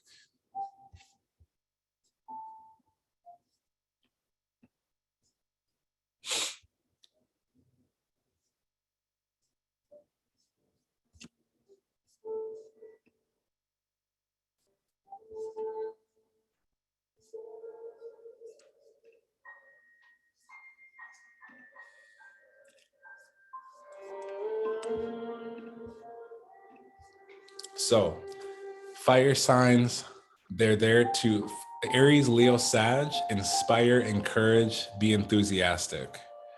If you have fire placements, that's what you need to be doing. That's why I try to motivate people, inspire them, encourage, be enthusiastic, okay? Water, again, intuition, creativity, emotion, expressing emotions. Air signs, Gemini, Libra, Aquarius, you gotta share your ideas. You gotta listen. You gotta share your thoughts with people. Earth signs, you manifest by being practical, planning. You gotta ask yourself, how much money do I want? What do I want to do in my relationships? What do I want to see for my family? What do I want to see for myself? Be practical, write it down. It doesn't mean don't go for your dreams. It just means you need to make a step-by-step plan for how you're gonna get that thing. And then be productive. You gotta take action. You gotta start doing something. You can't just sit down. You can't just wait. No, especially with earth and fire, you gotta take action. You gotta go for it. And you gotta not care what anyone thinks. Okay? That's how you're gonna be using the 4 elements and the 12 zodiac signs. Okay, that's super helpful. And would you want to look at the 10th house and see what signs are ruling there? One more time. And as far as this goes, do you want to look in the 10th house or like your sun sign? Does it really matter? Everything matters. I'm not understanding your question. If we're talking about the career, the 10th house is a good spot. If I don't know what you're asking me though. Yeah, that's what I was asking. I don't really know astrology too much, but yeah, if it was like career focused, I would look at my 10th house and see what signs I have there, and then You would look at, yeah, like you would look look at at the zodiac sign of, for example, if you just want to focus on career, you would look at the 10th house. 10th house is reputation, career. When people talk about you, when people say words about you, it stems from your 10th house. So you need to go and study the 10th house and do what that zodiac sign wants. What's your 10th house? I don't know. I have to check. What's your rising sign? My rising is Pisces. Pisces rising, you go back 2 zodiac signs. So if Pisces is your rising sign, Aquarius is your 12th house, which means that Capricorn is your 11th house, which means that Sagittarius is your 10th house, okay? Which means that your career is aligned with inspiring, encouraging, and being enthusiastic. You should be telling stories. You should be traveling. You should be teaching people. Sagittarius and Gemini are the 2 teachers in the zodiac. If you're not teaching people, you're missing out on 80% of your money. If you're not sharing what you know, you're missing out on 80% of your money off the top. I have a Sagittarius moon in North Node, so I know from experience. Last year, I studied Sagittarius in my chart, and that's how I figured out I should be holding these classes. It literally, 80% of my income is now teaching. What should you be teaching? What you know, what you love, what you care about, what you study, what you obsess over. Don't overthink it. Cool? Perfect. Thank you so much. You're super welcome. Gabriella, what's up?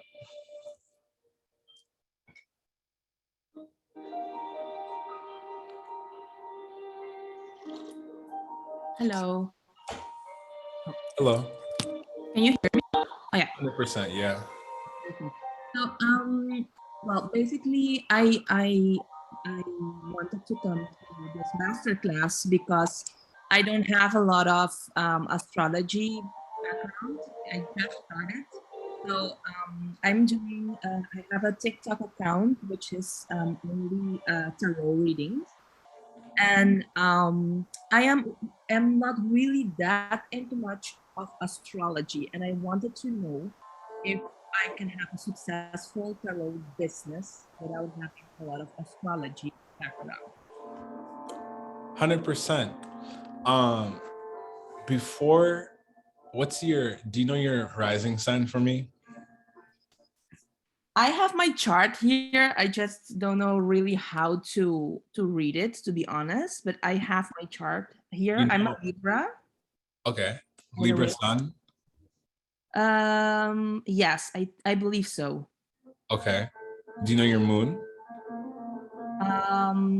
Yes, it's the What- two. No, I don't know. Okay, what does the symbol look like? It's the two. Like the two. English is not my first language. I'm sorry. That's fine. It's like the two. Two Which thingy. one? Which sign? This or Mm, this? No, it's only two. Two little Two thingy. lines? Two lines. Yeah, Zigzagging or no? it's not zigzaggy. Is It's it like it? Which one on the screen? I don't see it here, to be honest. Okay, I think it's Gemini. It's like a balance. It looks like a balance, like two little um pillars. It's like two pillars. Okay, yeah, it's Gemini. Ah, Like this? yes, exactly. Yeah, I thought so. Cool. See, I don't know nothing about astrology. That's fine. You don't need to. That's my job. So you have a moon in Gemini. Yes.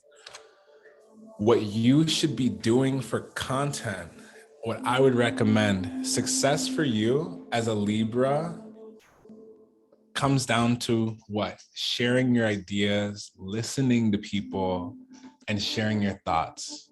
Okay. What I would recommend is if you don't know astrology very well, study the zodiac signs so that you can properly read the tarot. Okay.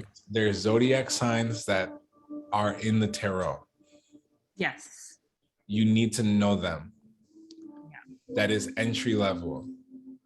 Because once you know all 12 zodiac signs, guess what? You can make 12 videos a month and have people go and watch their zodiac sign video. What I see a lot of tarot card readers do is they'll tell you, make sure to watch your sun, moon, rising video. What is that? What does that guarantee for you? That guarantees people to watch 3 videos from you.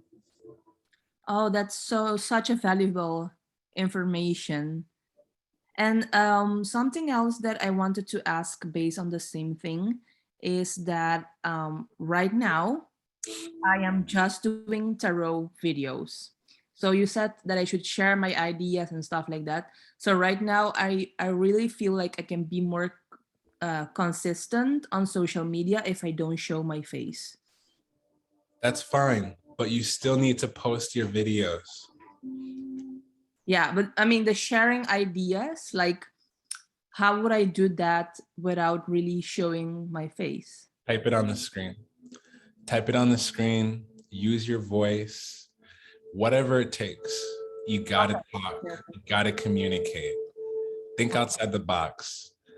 Sharing ideas and thoughts doesn't have to be you talking. There's someone I follow named Gemini Tarot. She does a great job. Sometimes she shares her face. Other times she doesn't show her face at all. Whatever you want to do, but make sure you're typing on the screen. Make sure people can clearly understand what it is that you are hoping to give them. Awesome. Do you know Baba Sholi No, from YouTube? not yet. No. She's a great astrologer and she has never shown her face. Like, I love that. So if you watch her, Yeah. do what she does. Don't overthink anything. If you admire someone, you like their work, do something similar. If they always face right, face left or face right, whatever works for you.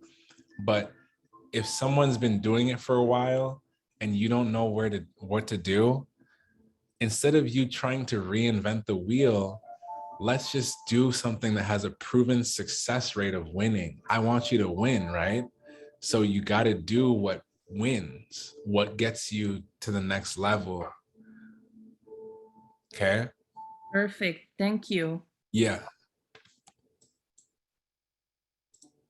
Tonya, what's up?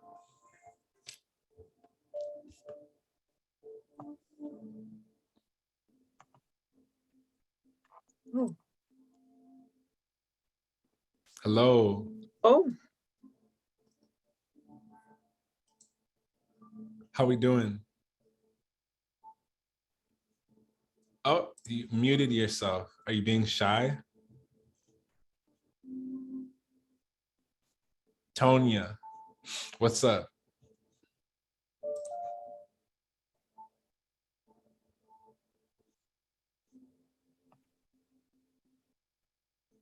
I don't have a question. Hmm? I don't have a question. I don't know what's happening. Oh, you rose your hand. That's why I Oh, clicked. did I? Oh, maybe that's from long ago, but yeah, I don't have a question. Okay, cool. Yeah. Nice to see you. Gabriella, what's up? Oh, we just spoke. Okay, cool. Kay Ann, what's up?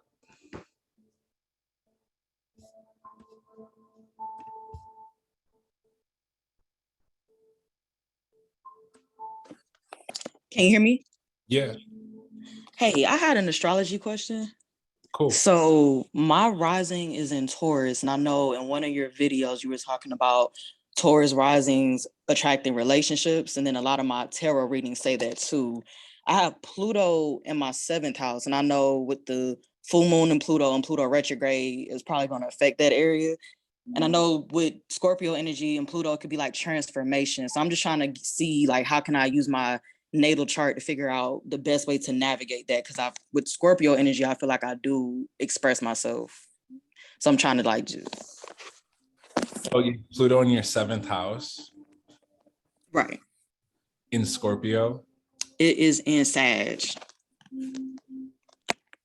So you're Taurus rising and your Pluto is in your 8th house.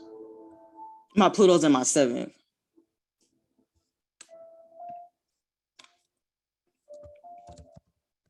What's your last name? Page.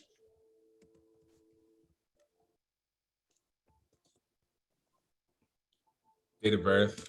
January 24th, 1997. Time? 12:28 in the afternoon. Location? Augusta, Georgia.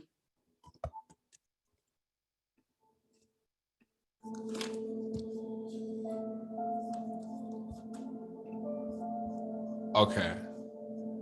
And your question is how to use this full moon? Yeah, to navigate with it, because the transformations that be like really bad transformations in relationships. So I'm trying to figure out like just the best way to like avoid that. Don't avoid anything. Okay. That's not gonna help you. Okay. Avoiding things will always bring them back, especially during the 4 retrogrades we have every year. Stop avoiding stuff because it'll come back when you don't want it to. Right. That's my first advice. So the transits are, so the moon right now is in your 7th house. Okay. Okay. You actually have Pluto in the 8th house, like I thought. It's here in Sagittarius. It's not in your 7th house. It looks like it might look like it, but it's not. So for you, the moon's going to be in your 7th house. You have something called Chiron in your 7th house, which is the asteroid that has to do with how you heal yourself and other people. The way that you heal yourself and other people is in Scorpio. Scorpio cares about what? Creativity, intuition, and expressing. Every time you create something, intuit something, or express something, you not only heal yourself, but you encourage others to do the same thing. When the moon is over your Chiron, which it already crossed earlier today, it means that you are invited to create something around your emotions, intuitively feel your emotions, express your emotions. The 7th house has to do with other people, everyone outside of you. So you can do this in person, You can do this digitally. You can do this with audio. Just choose one or do all. I recommend trying to tap into all. But for you, the other thing is, are you communicating what your emotional needs are to other people out loud? Yes. Then you're good. Okay. Stop avoiding things. Okay. If avoiding is paying you, avoid. If it's not paying you, stop it. Okay. Okay. That's crazy that my Pluto is in 8th house, because on astro.com it says 7. So I'm gonna try to look at this website instead. For sure. Absolutely. And you're doing a great job. You also do have South Node in your 7th house. So understand that this will bring up childhood memories that you have the opportunity to heal. If you felt like you couldn't speak openly or about having, connections with people, this is the time to say, you know what, my connections with people empower me. And you want to write that down in your journal so that it can happen. But if you don't write it down, this is where we're missing the opportunity. Writing things down is one of the fastest ways to cast spells in this reality that we live in. If you're just thinking about things, doing things, no sense of direction, that is where we can make a small change so that, oh, I have Scorpio in the 7th house. This full moon is in my 7th house. My business, my life, my purpose relies around people. Okay. I want to make this a focal point. Bless you. Thank you. That's how you make it a focal point in your life for your benefit, is by claiming the energy. Okay. Every time we go away from it, we're telling ourselves, we're telling the universe, we're telling everyone around us, I don't want to take responsibility for myself or anyone else. I don't want power. And that's gonna hurt you. Okay. Thank you. That makes sense. You're welcome. Cancer Moon, what's up?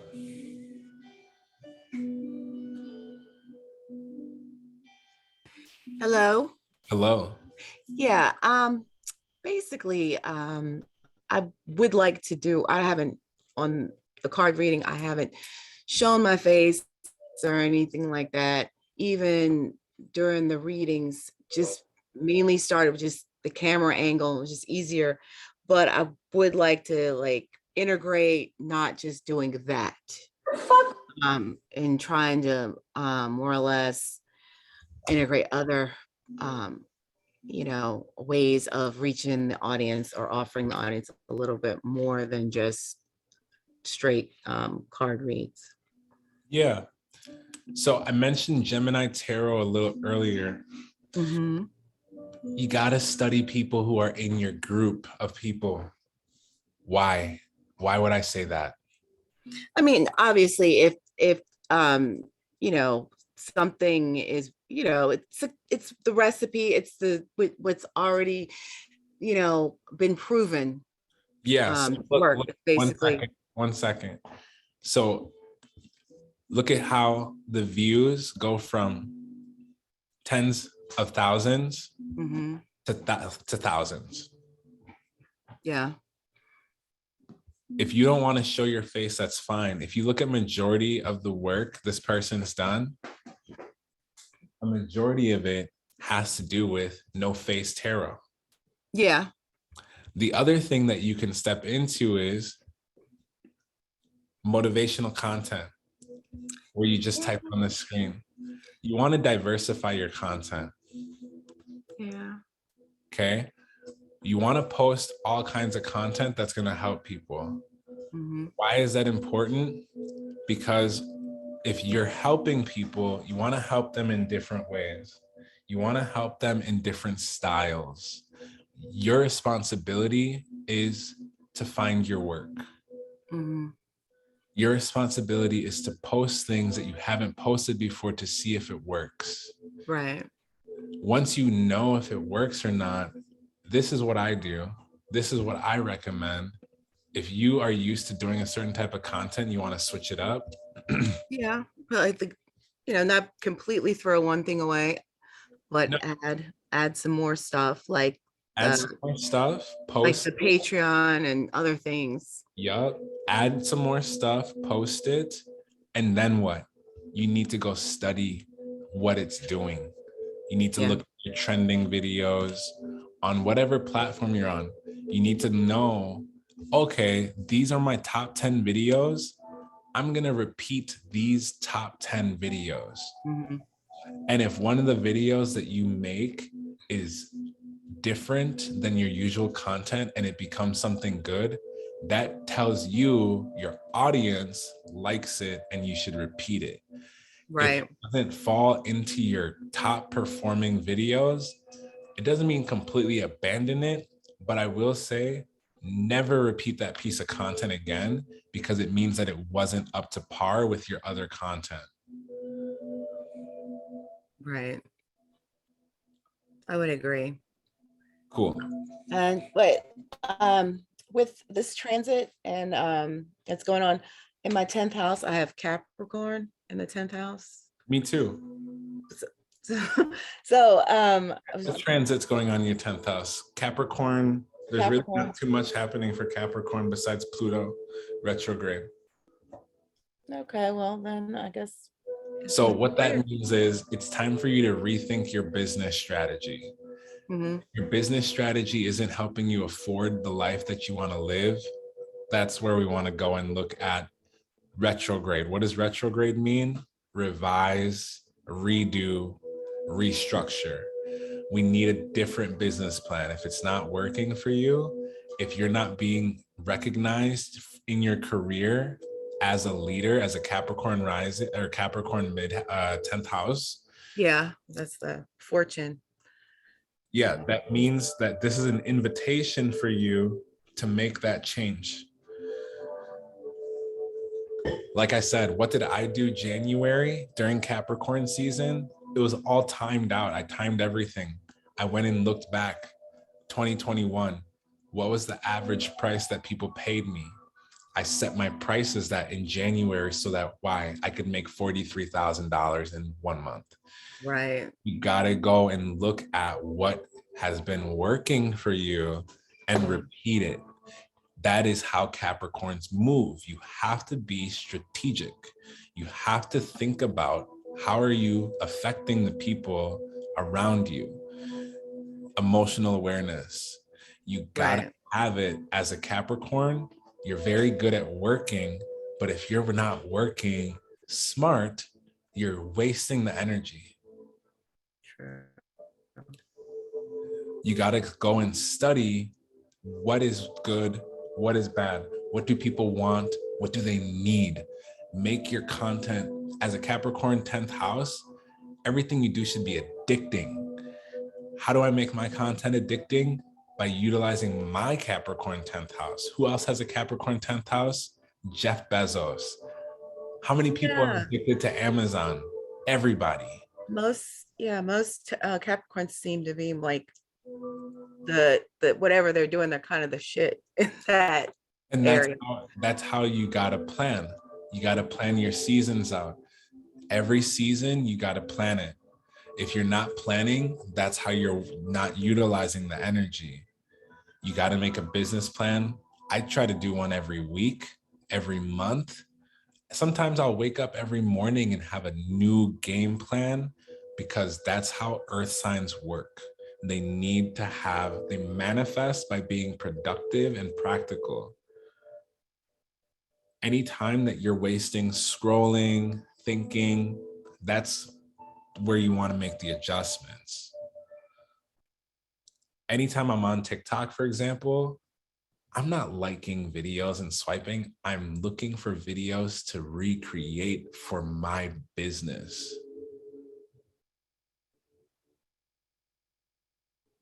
That's the mindset that you want to shift into with Capricorn to really utilize it most. Because why? You have Scorpio is going to be in your 8th house. Okay. Scorpio in the 8th house. Look at this. This is April 30th, the day that I closed my readings. I told myself, now that I'm not doing readings in the same traditional way, I have more time to grow, because that was my goal, is to grow. You got to decide, do you want to grow? Do you want to make money? Do you want to engage with your audience? Pick one and make a whole plan around it. My plan was to grow. So what did I do? April 30th plus 522. The next day, 16,000 followers. The next day, 11,000 followers, 10,000 followers, because that was my plan.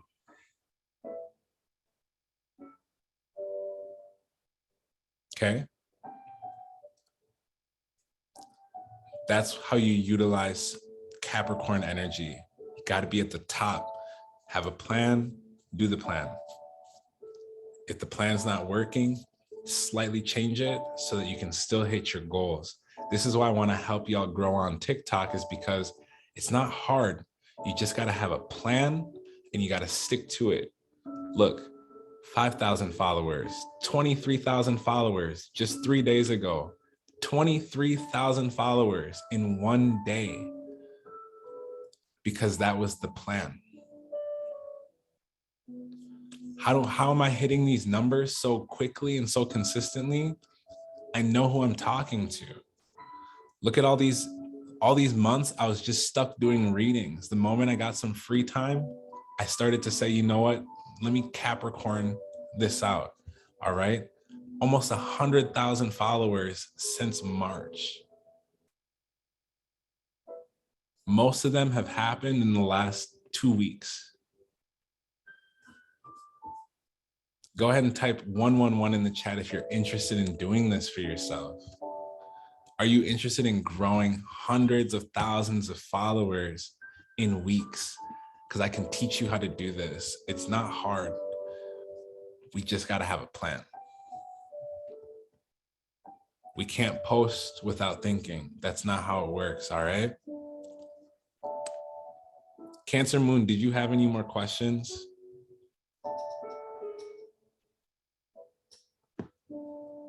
No, I think that's it. Cool.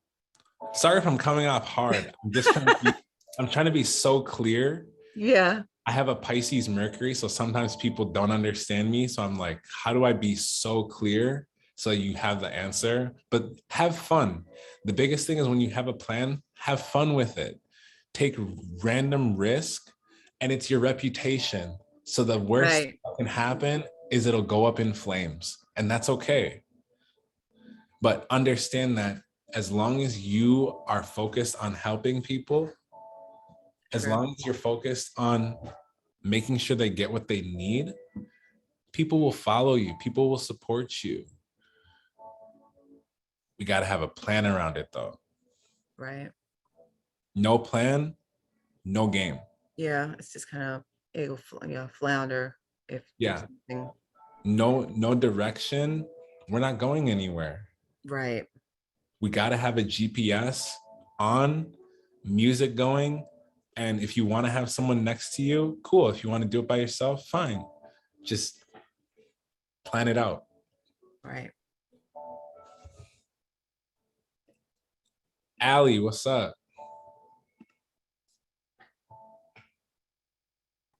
Hi, sorry about that. I have Chiron in my second house in Gemini. I was just wondering how you think that plays out, I guess, in my life or affects how I make money. Yeah. Gemini is a zodiac sign that focuses on communication. Communicating, sharing your ideas, listening, sharing your thoughts is what your wound is, right? Don't mute yourself, by the way, please. Okay, sorry. We're talking, it's us now, just you and me in front of everybody. So when you're using Gemini, you gotta talk, you gotta share your ideas. One of the things that I see with Gemini, Chiron, Mhm. gotta promote yourself. My next class, the class after this, is how to market yourself. Marketing yourself, which we talked about for a little bit today, Mhm. that is what you struggle with and you are the best at. Okay. It's what you struggle with and you're the best at it. So how do you use it in the second house? You need to be calling money to yourself every day. Every day you need to share your what? Thoughts, ideas with people. Okay. You learn something, teach it. You hear something, talk about it. Something happens to celebrities and people in the world, something's happening in a country, talk about it. Why? You don't need to give your opinion unless you want to. But bringing awareness to it is going to be how people will be invited to give you money. The second house has to do with money stored. One of my mutuals, Astrolina, was breaking this down in depth. Second house is it's your savings account. It's how you keep money. Okay. Your 10th house is how you blow it, how you live luxuriously. Your 6th house is how you spend it healthily or unhealthily. So when you have Chiron second house, do you speak money into existence? Do you speak saved money into existence? When you call money in, do you say, oh, I hate my job and I'm just doing this right now until I da-da-da? Or are you saying everything I do easily falls into my lap, money endlessly pours into my account through all of the experiences and connections I made with my thoughts and my ideas? Very different worlds. Yeah, for sure. Pick one. Okay. Pick one. That's the duality of Gemini. You can pick the higher level, the higher octave of Gemini. Gemini, if you didn't know, they're the twins, not two faces, twins. One lived in Olympia, one lived on Earth. The Earth one got cut in half. He lost his arm and his leg. The one from heaven came down and combined himself with his brother so that they would have 2 heads, 4 arms, 4 legs. So when people who are Geminis come into existence or have Gemini placements, excuse me, you have a duality. What is the duality? The teacher as well as the student. Everything you do for your healing process is going to involve teaching. It's going to involve learning. That's how you get paid. Writing books, writing words, doing things that help people communicate. The more you practice it too, the better you get. A year from now, if you keep doing what you need to be doing with that placement, marketing could be the thing that makes you the most money. If that's something you struggle with, study it and then master it. Well, it's interesting that you say that because I find marketing really fascinating. I want to learn about it. I'm always seeking out that information. So it's just I've felt that I've always had this kind of block in being able to talk about those things, but I'm interested in learning about it. So Definitely. Like I said, I would love to coach you.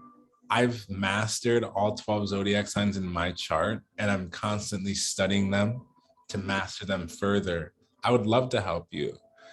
That would be a great solution. Also, read up on the things that you feel like you don't know. Marketing, you should be learning from everywhere. How is this company doing it? How is this person doing it? How is I doing it? How do I want to do it? Study all of it, because this is going to make you a well-rounded person. Don't just study what you know, study what you don't know from people you don't like. From people you don't like. That's important. because the people you don't like teach you the best lessons, especially around marketing. If there's something you don't want to do and you haven't tried it yet, that's the real block. Try the things that you don't like doing.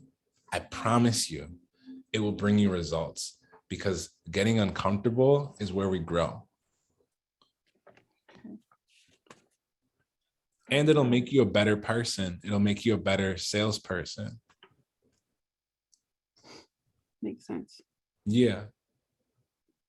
Wonderful question. Thank you. Yeah, thank you. By the way, anyone who needs help that hasn't asked a question yet, or if I have asked a question, I do offer mini readings in the link in my bio. The coaching offers are there. Also, the TikTok course is available for you. For those of you who want to take it to the next level, I want to be there for you and support you on that journey. I have tons of information, tons of resources, but I can only meet you halfway. So go ahead and you're invited to book a mini reading, a short message with me if you want to get coached, where I can talk to you week to week and we can knock this thing out. That is my personal favorite setting, where I get to coach you, motivate you, look at your excuses and work with your unconscious mind, help you figure out the things that you need to realize, help you figure out how to manifest, and help you figure out what to remember. I was just looking at my whiteboard to remember what I need to say, because I need to write things down, which is what you should be doing too, so that we can make sure that we're hitting our goals. All right. We got to be hitting our goals. When you hit your goals, it helps you feel better about yourself. It helps you feel good about yourself, so that you can start to do what you want to do and what you love, which is the most important thing. Angelique, what's up?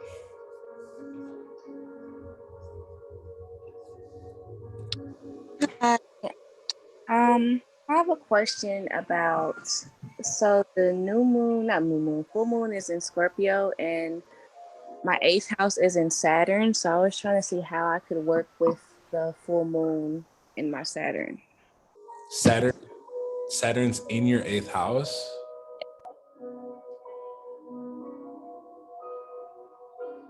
Did you mute yourself? No, I can't hear you yet. No, can you hear me? Yeah. Yeah, Saturn's in my eighth house. Saturn's in your 8th house in Scorpio. It's in Aries. What's your question? How to work with Saturn during this full moon. So your Saturn's in Aries.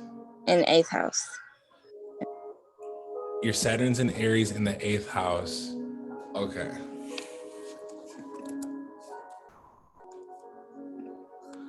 So you have Aries, Saturn, which means Scorpio is 1, 2, 3, 4, 5. So you have Scorpio in your 3rd house. Yeah. And you're asking about Saturn? Because isn't eighth house Scorpio energy too? Yeah, but why Saturn? I've been trying to overcome Saturn for the last year. Don't ever in your life fight Saturn. For what? That's a horrible idea. Don't try to do that. Saturn is the planet of authority. Inner authority, outer authority. Write that down. That's the first thing.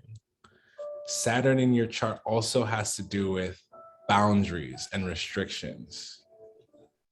That's something you should write down. The last thing that I think is going to be important for you, Saturn has to do with freedom karmically. So when it's in your 8th house, the 8th house has to do with sex, intimacy, and other people's money. It also has to do with surgery. So when you have Saturn in your 8th house, your authority comes up with sex, intimacy, and other people's money in Aries. Jupiter is in your 8th house. Jupiter being in your 8th house is almost more important than Jupiter's in 6th house. what? Oh, on Astro, it says it's in my 6th house. No, you're not listening. Jupiter, the planet for everybody, is in Aries, which means it's in your 8th house. Okay. Are we on the same page now? Yeah.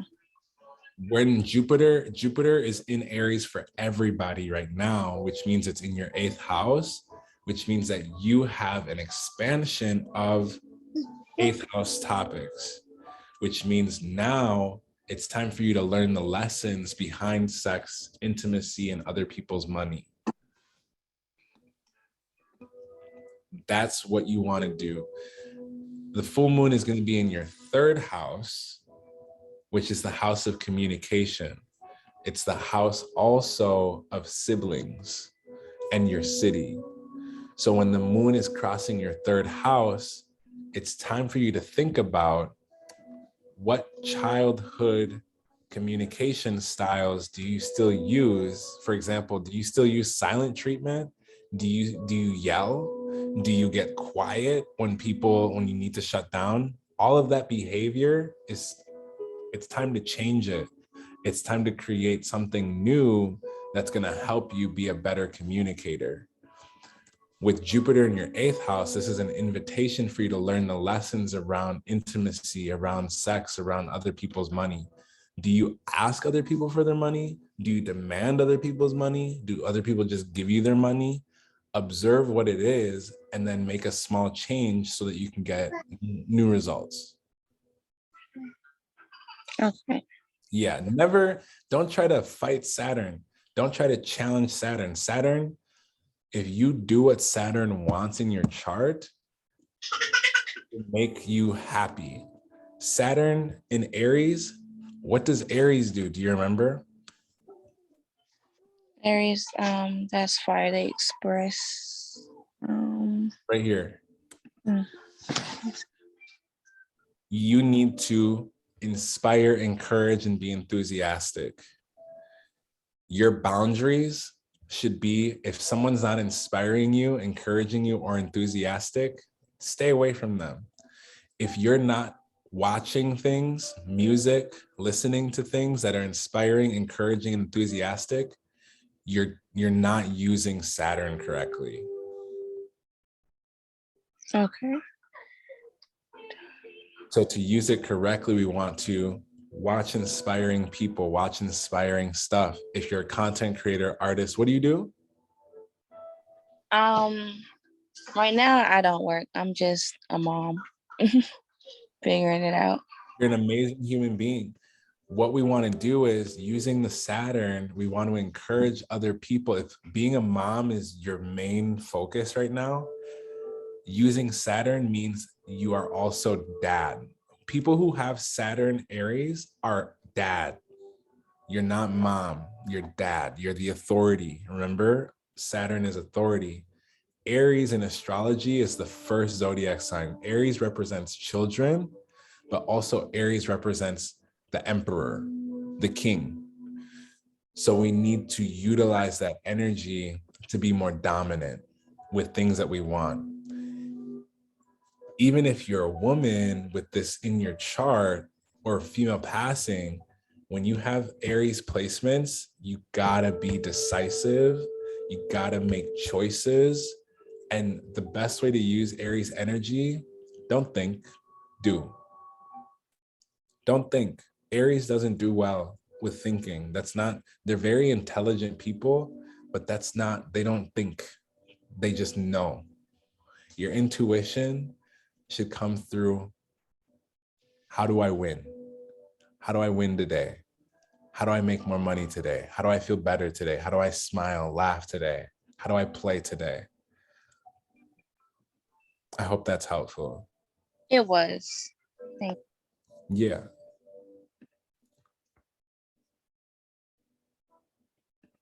Tia, I'm going to take you and I'm going to run to the restroom and come back.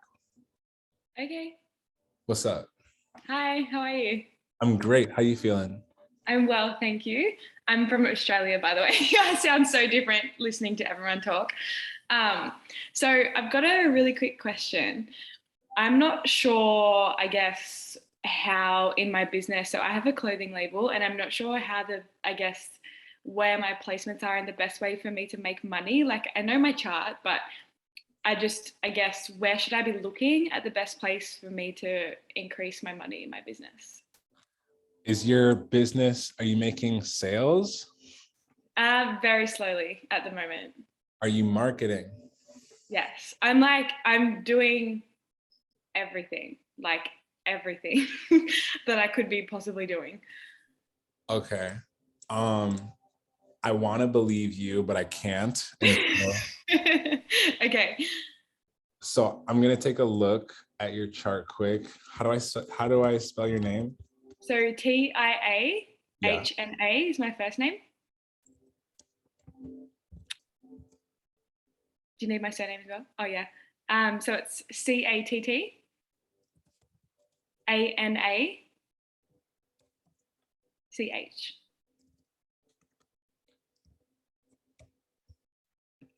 Date of birth? The 5th of November, 1999. 10. Or 11. Thank you. 05 199. Yeah. What time? 22:44 p.m. Same birthday. Location? I'll spell it out. So it's CANBERRA,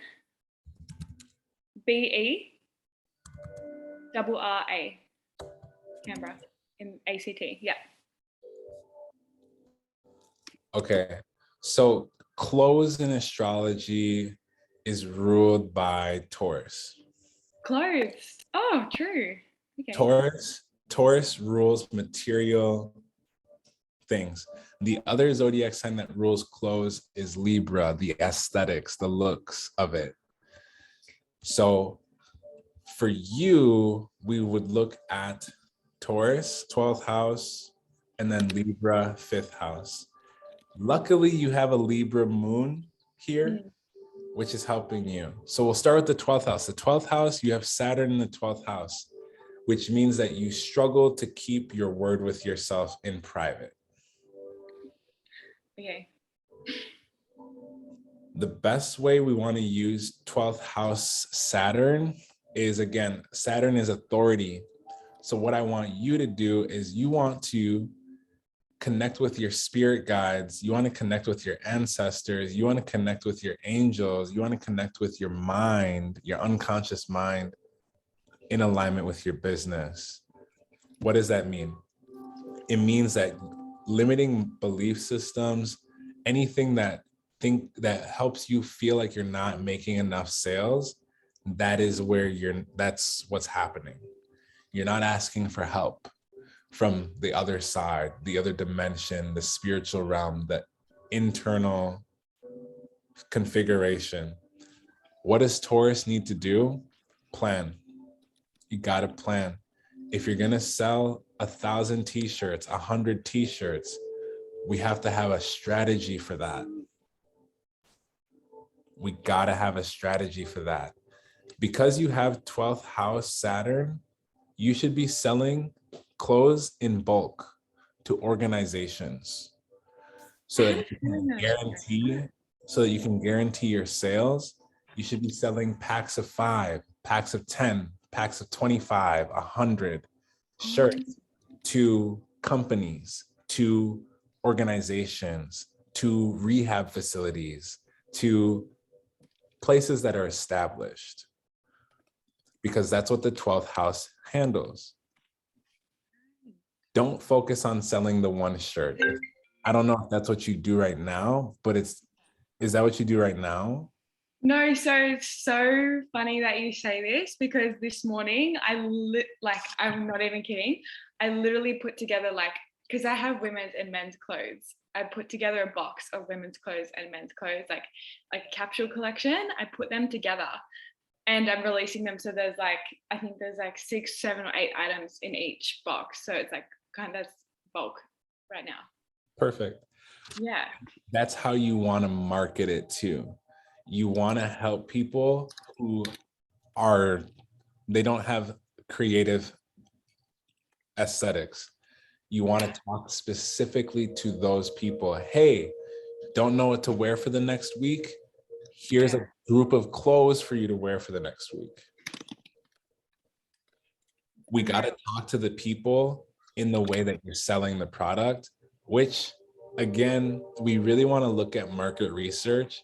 You got to talk to the people that you've already sold clothes to and ask them what's their favorite thing about the clothes.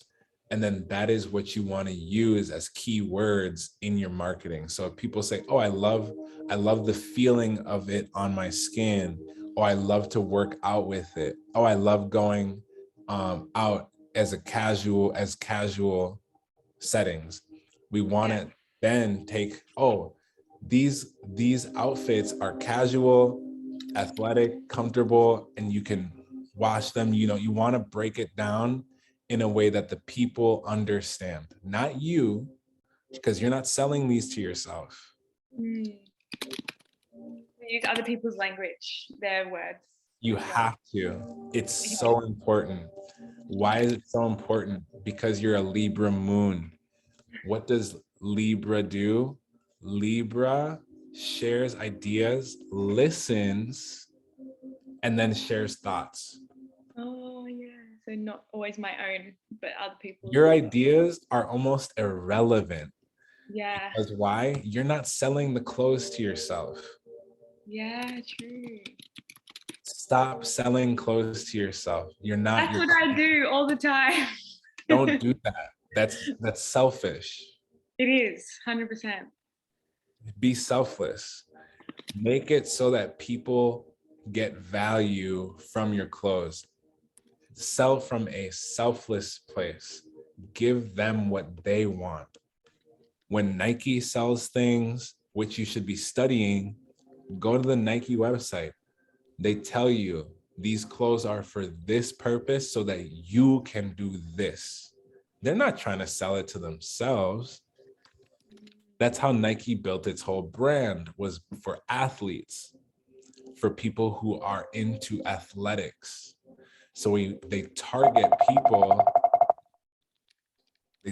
people who do those things.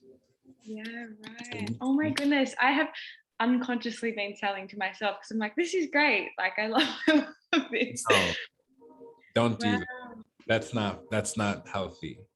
No, yeah. For a business, it's not healthy. That's very selfish. Yeah. Stop that. Ask your clients and send them something. When you survey them, give them a piece of clothes. Tell them, make sure every time you send a box of clothes, take a picture with this and tag us. That's when you get selfish. When do you get selfish? After you've given someone how many things? 3. That's when you can get selfish. If you're doing it before that, it's going to blow up in your face. That's what's happening. So that's the small shift we want to change. Also, your content, you need to be giving your content to the people. It's not about you. Yeah. Remove yourself completely. This will help you. You're a Scorpio. You need to go and study and investigate. What do the people want? What do the people need? The people that have bought your clothes, what else do they do? Do they go camping? Do they do athletic stuff? Are they with their family a lot? Then you need to make clothes for that. Why? So that you can keep your clothes in their closet. Yeah. Is this making sense? So much sense. This is this is amazing. Thank you. Yes. Everything is, you said you're doing everything. This is the tiny tweak that I would make. Yeah. Because your marketing is off. Yeah. The branding is probably really good, but we got to talk to the people about what your goals are. If your goal is to sell 1,000 shirts, tell people that. Ask them, what color would you like? What style would you like? You got to ask these questions.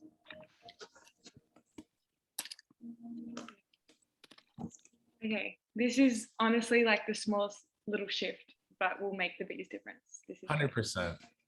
Thank you. Amazing question. Thank you. All right.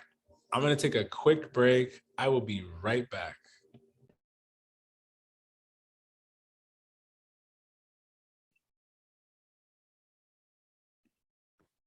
Yo, I'm back. Kim, what's up? Hi. I'm a Virgo rising and my 10th house is in Gemini.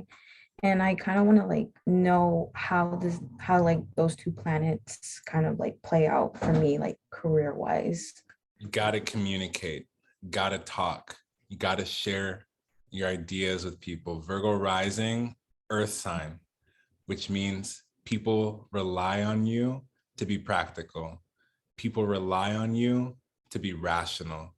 Gemini 10th house, you're a writer, you're a singer, you're an artist. Share that part of yourself every single moment. If you're struggling to know what to talk about, write it down first. You can write down a step-by-step, play-by-play, what you were gonna say, speech, or you can write down and jot down some notes. Whatever works for you. But when you have those two, they're both ruled by, do you know the planet? It's at Mercury, right? Mercury.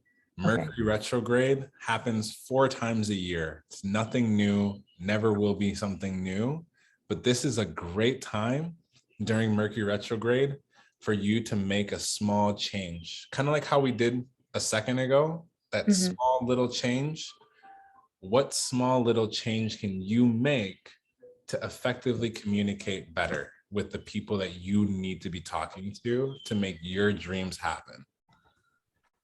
Got it. And then I've been like interested in like creating content on TikTok, but I'm having like kind of a hard time on like what to share.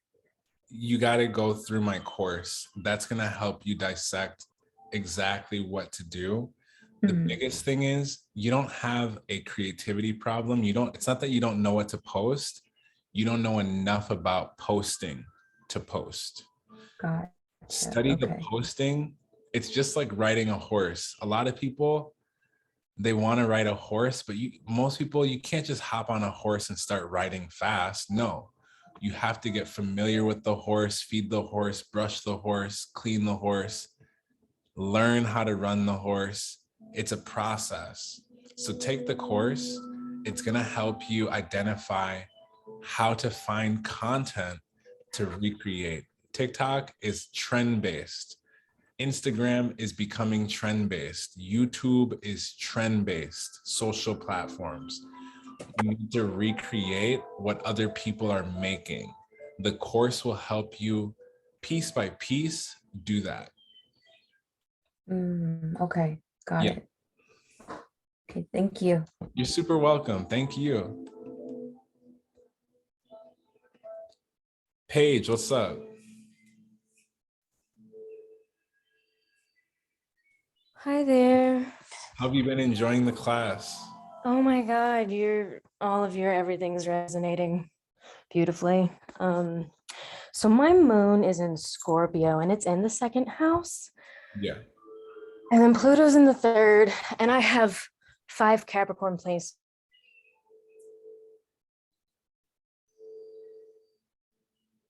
I think you cut out. I cut out? Yeah. I heard you say 5 Capricorn placements last. Oh yeah. 5 Capricorn placements, and I can feel like the eclipse energy is serving me really well. It's very obvious that I'm in a state of like transition, but like moving forward. And I was wondering if you had some insight, based on because my moon it feels like a really strong placement for me. What do you want insight on? I guess like best next step based on astrology and what things have to say. Yeah. What are you trying to do? What am I trying to do? I'm trying to. Or what do you struggle with? Well, I'm trying to start creating a living off of creating content. And I guess it's really determining like which type of content. Like I need help with focus because I have so many different ideas because I have so many different like ideas and niches and stuff that I could go with, but Don't niche. I never once said that. I don't recommend it. It's a terrible decision because this. If you niche and you have 50 niches in your head and you decide one day, I'm done with this niche, now you get the opportunity to confuse your audience. We don't want that. Brand, brand, brand. Everyone type brand in the chat. Branding is going to help you communicate your long-term goals. So it's better to brand because you can market yourself as yourself. You don't need to be one specific thing all the time. Not healthy, not important, not helpful. Brand yourself. Especially, are you using TikTok? no, I'm not, but I want to start. Are you using Instagram? What do you plan on being on? Oh, see, I've never posted any content because a lot of stuff that you were saying really resonated about needing to be seen, but I'm just like totally terrified because I think you mentioned that how a lot of people are scared of being perceived. Yeah, I still post. I don't like people knowing I have a fucked up mouth. I feel like my teeth, that's a very big insecurity for me. And I share it with you because I want you to know it doesn't go away. The insecurities don't go away or come up because of the content. No. What you should be focused on is how can you help people laugh, teach them, or do what other people are doing. A lot of TikTok, a lot of Instagram, YouTube, Twitter, you need to identify what is the most fun thing for you. What do you obsess over? When no one's watching, what are you watching? What are you doing? What are you studying? Who do you care about? That's what your content should be. That's what you should be making videos on. If you do anything outside of that, you're going to pretend like you don't know what to make content on. Yeah, and that Scorpio moon is just like, that shit's way too vulnerable. I'm not If you opening don't up like be that. vulnerable, no one will trust you. Yeah. You won't even trust you. That is a worse situation. Why? Because if you don't trust yourself, I'm not watching anything you're posting. I'm not going to give you money. I'm not going to give you my time. The astrology community has made the mistake of expressing Scorpios as this mysterious sign. That is a lie. Please break that habit by expressing yourself. Again, Drake is a Scorpio. SZA, Scorpio. These people express their deepest, darkest things in their music. Why? Because it's art. If you don't express yourself as a Scorpio moon, you're missing the whole point. I don't know which astrologer told you to hide that part of yourself because it's literally creating a block. They lied to you. I'm here to remind you that person that told you Scorpios don't share, being vulnerable isn't good, lied to you. Being vulnerable is the most powerful thing you can do for yourself because why? You are in complete control of the narrative. If you don't make a narrative though, everyone else is in control of it, or you leave it up to your trauma to deal with. And that is, I don't know if that's going to be good for you. To have your trauma piloting, I don't think it's going to be helpful. So you get the opportunity to share, oh, you know what? I had a really for example, rough time with growing up with my mom. We would have really hard conversations about this stuff. You could reenact those situations on TikTok, for example, and people would resonate with it because it's true. You got to remember, even though you're a Scorpio placement, there's 7 billion people on Earth. For you to think that being vulnerable is going to make you less of a person, or it's going to put you in a painful situation, that's you operating at a fear level, which is what I would ask you to do, is make a list of all the things that you're scared of and just look at it.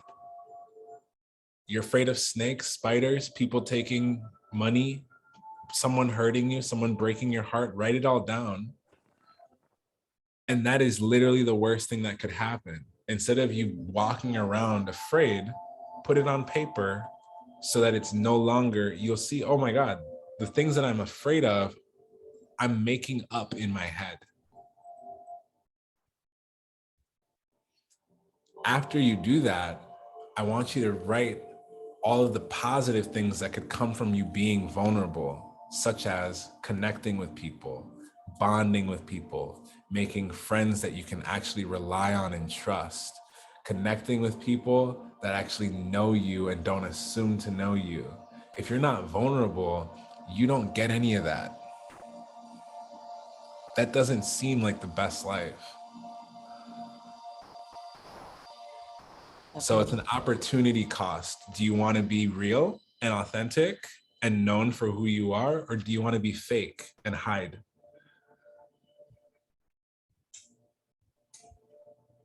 It's a choice. But especially with making content, you have to be willing to be vulnerable. I've been attacked by countries before for wearing an evil eye. The country of Greece attacked me for 3 weeks, relentlessly making videos. Every time I made a video, they would stitch it and call me an idiot. They would call me an appropriator. They were calling me everything under the sun because I was vulnerable about cultural appropriation being something that happened. And I was wearing evil eye while talking about cultural appropriation. Not the best decision, but I did it. And I got attacked for it. Guess what? In that time period, 120,000 followers. My mental health kind of got affected because I was being attacked by people across the country or across the world, but it helped me understand that if I'm going to speak on a topic and be vulnerable about it, I need to consider multiple angles. I learned something. It hurt, but I learned something. I have not made that mistake again. Being vulnerable is to your benefit, but if you avoid it, you're missing the point. Not to talk your ear off. Oh no, that was all super welcome. And Anything else? no, that covers it. Thank you so much for that awesome pep talk. Yeah. Go for it. Go for it. Just try making content. The thing is, like I said before, and everyone, this is applying to you. When you're making content, talk about things that are actually happening in your life. Why?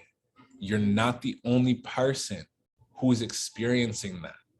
Have you ever gone to a video and in the comment section it says target audience reached? No. You go into the comment section and you're like, is someone spying on my life? You go on TikTok and you're like, this just happened to me and someone's posting about it. That's weird. Has that ever happened to you? Mm-mm. Never? Oh, well, yeah, definitely those moments of synchronicities, but not that specific. Right. So the thing is, when you are vulnerable about things that are going on, let's just say a friend, God forbid, betrays you, does something you don't like, talk about it. Let it out. Why? It's happened to so many people. To hold it in it won't serve you there. No, it won't. Yeah. Talk about things that happen using the trends. Talk about your life using the trends. Be relatable. Being relatable is the fastest way to grow. The only reason why I was able to grow so quickly in the last few days is because I'm making content that has to do with what's going on and the people that I'm talking to and me. I'm being vulnerable by sharing what's going on for me and everyone else. It takes practice. Don't rely on one piece of content. Think about how you want to be perceived. Were you here for the branding part of the conversation? Definitely. Yeah. Focus on branding. How do you want people to see you? How do you want people to know you? What do you want to share? Pick. Otherwise, people will pick for you. And that's where the fun comes in. You want to be this, be that. When I first started, I didn't have any piercings, barely had 2 tattoos. I know, that's just it. I feel like I'm going to develop into this like really unhinged version of a person. Not like in a bad way, but you know what I mean? Like just further and further slipping away from consensus reality. Do it. Yeah, I know, fuck it, right? Like that's what I'm here for, clearly. So I just need to go for it. Thanks. I really appreciate everything that you said a lot, and it meant a lot. Yeah, go for it. Enjoy the process. Thank you. Jenny, Hello. what's up? First of all, long time no see. I'm very sorry. But that's also the thing I want to ask.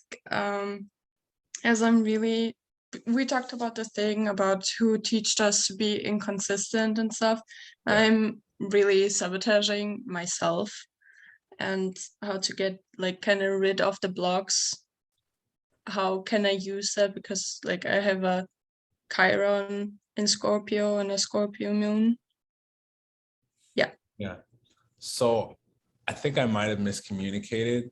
I don't need you to get rid of the blocks. I need you to know what they are so that we can build with the blocks. Okay. Anytime there's blocks in your psychosis, in your neuroplasticity, your brain, don't destroy them, don't remove them. We want to use those as foundations for what we're building. This is why I tell people all the time. I'm shy. I have anxiety. I have ADHD. I get nervous. I use that as a foundation for my content. I know for a fact that when I get nervous, I stutter. So what do? I sometimes record my videos in 3, 4, 5-second intervals so that I have enough time to think and process my words. When you're figuring out what your trauma is, who gave you that trauma, who taught you that trauma, use it to your advantage. If you're someone who struggles to focus or struggles to stay on topic or, struggles to know what you're going towards, use that to your advantage. Use the things that disable you to help you, which is, oh, I have these blocks. How do I turn them into something that is stable? Okay, so what are one of your blocks with a Scorpio Moon Chiron conjunction?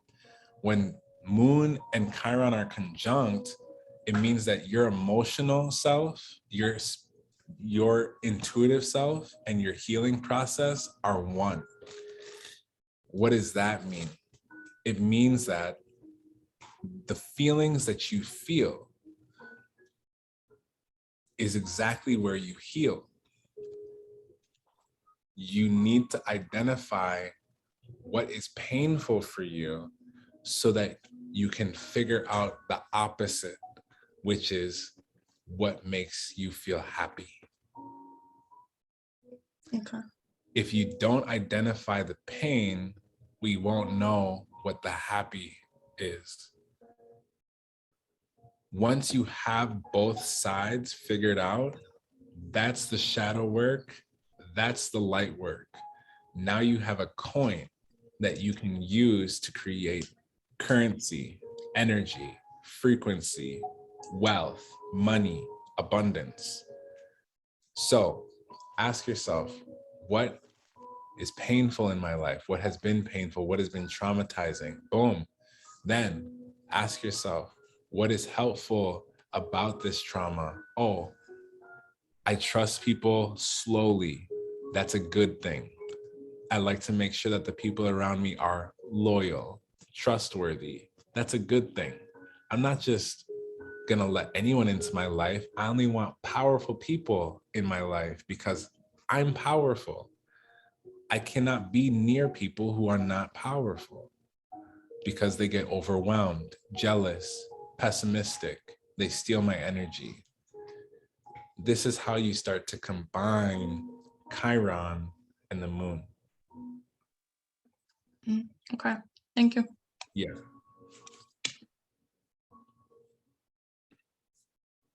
Nori, what's poppin'? Hi. Hello.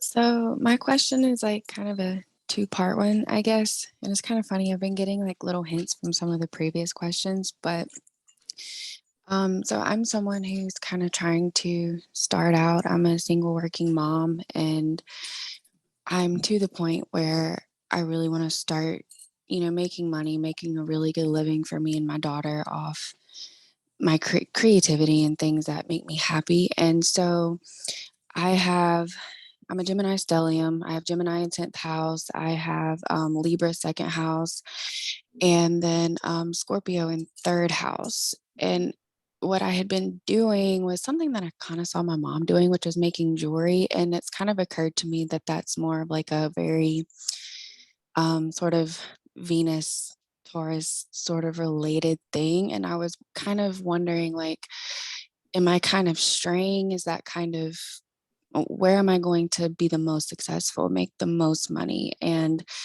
the last few years have been really rough. So obviously I have some blockages somewhere, but I'm just trying to figure out where am I going to be the most profitable and the most happy for myself and my daughter. Yeah. Gemini stellium, 10th house. You can do whatever you want. That's also kind You of the have thing, to- because I'm also super indecisive. don't let these little baby astrologers fool you. Hmm. Are you indecisive or are you not choosing? Yeah. Choose something. If you don't like it after you get it, then change. That's fine. Okay. Don't create that for yourself. A lot of these baby 19-year-old, 20, 22, 25-year-old astrologers are really messing up your head, telling you that you're indecisive, gaslighting you. But I promise you, if I put 2 plates of food in front of you and they're different, you're gonna pick one. Right? Yeah. Yeah. That's how you need to approach life. Okay. Geminis are not indecisive. You just need to pick what it is that you want. All right? Pick what you want by asking yourself, what is it that you require at this time in your life?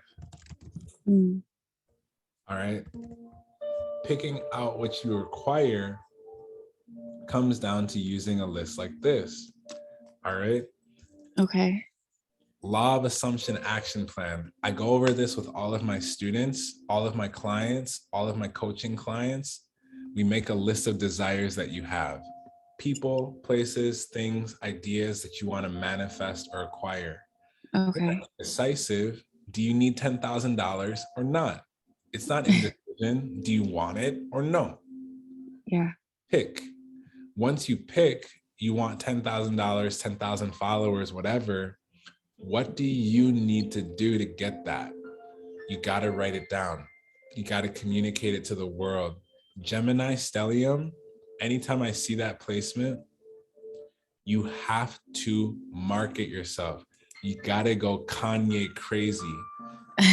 Okay. Used his whole divorce to orchestrate 2 albums.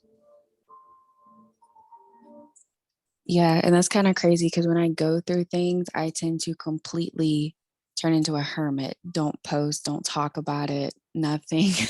Yeah, that is the mistake. Kanye, Okay. you gotta utilize what's happening in your life to promote the other things that are going on in your life. Okay. If you shut down, is shutting down helping you? No. Yes, it's not helping you connect. It's not helping you express. If it's not helping you connect and express, the Gemini isn't happy. Gemini needs superficial connections. Okay. You need to have people that you can talk to.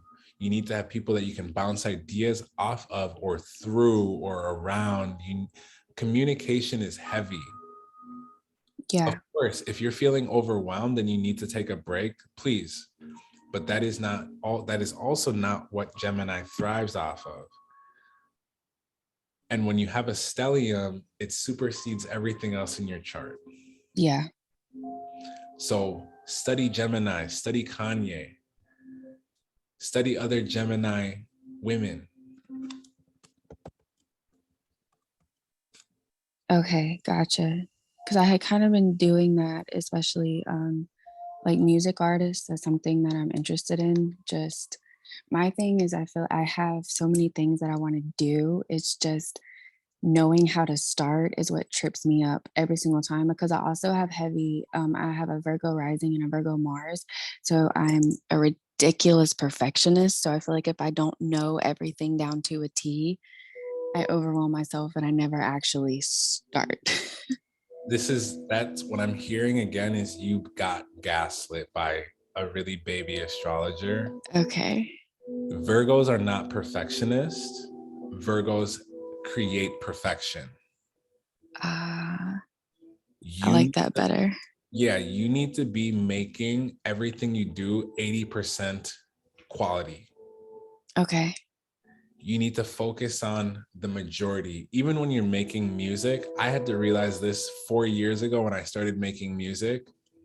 One song is not going to impact your whole career. That is not how it works.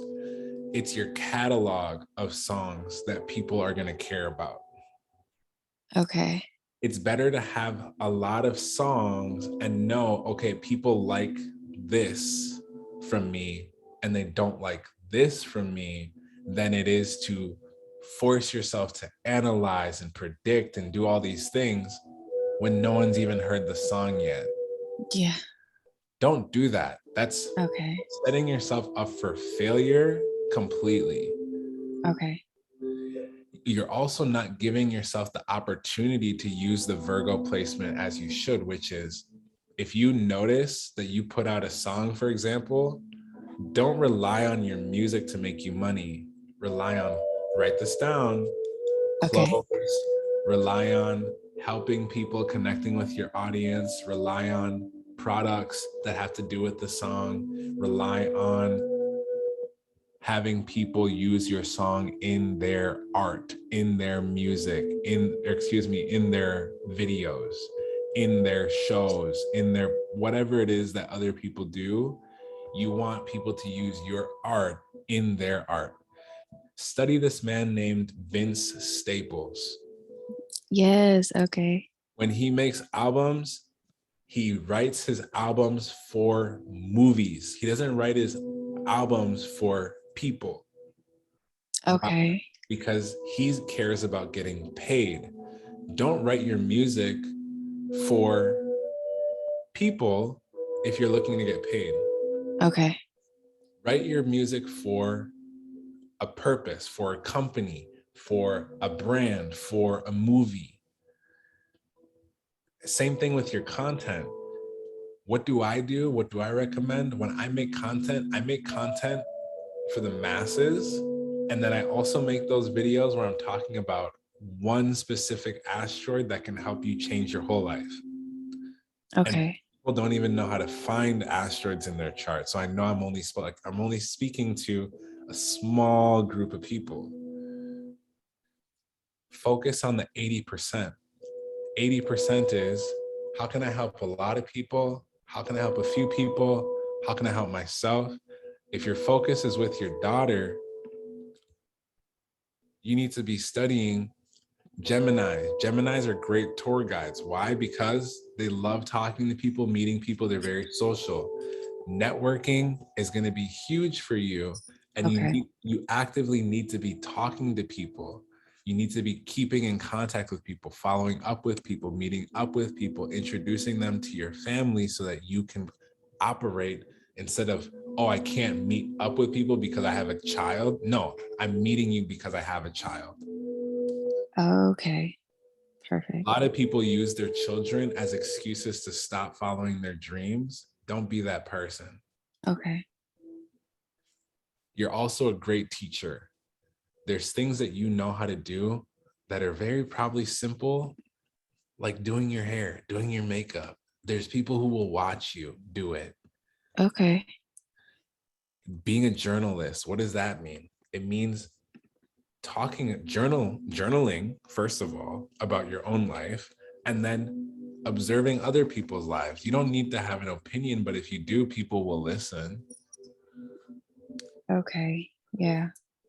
So be comfortable with communicating, translating. People want to talk to you. When you're not feeling well, please take your time to yourself, but also understand that your energy is best used when you're using your hands and your mouth to talk. Okay. I have some Gemini asteroids. That's why I like to sit here and move around and talk, because I have some business asteroids in Gemini. If I don't talk, if I don't use my mouth, despite my feelings about my teeth, I don't connect with people. And that is worse. Yeah. Okay. So I've definitely been blocking myself in that aspect 100%. Yeah. Like I said before, make a list of why. It's very hard to do, but once you do it, you're good. Make a list of why you're blocking yourself. Make a list of how you can stop doing that. And then live your life. And every time you run into, oh, I don't want to share this, I'm nervous that someone's going to hate me for posting something that I think is important. Ask yourself, is someone actually going to hate you for posting something that you don't like? And if they do, does that really matter? Ask yourself, this is how you start to deal with your mental health. Is this based in reality or is this based in my imagination? Yeah. Okay. Because if you haven't done something, but you're predicting the worst, that's simply and purely trauma, which we can manage.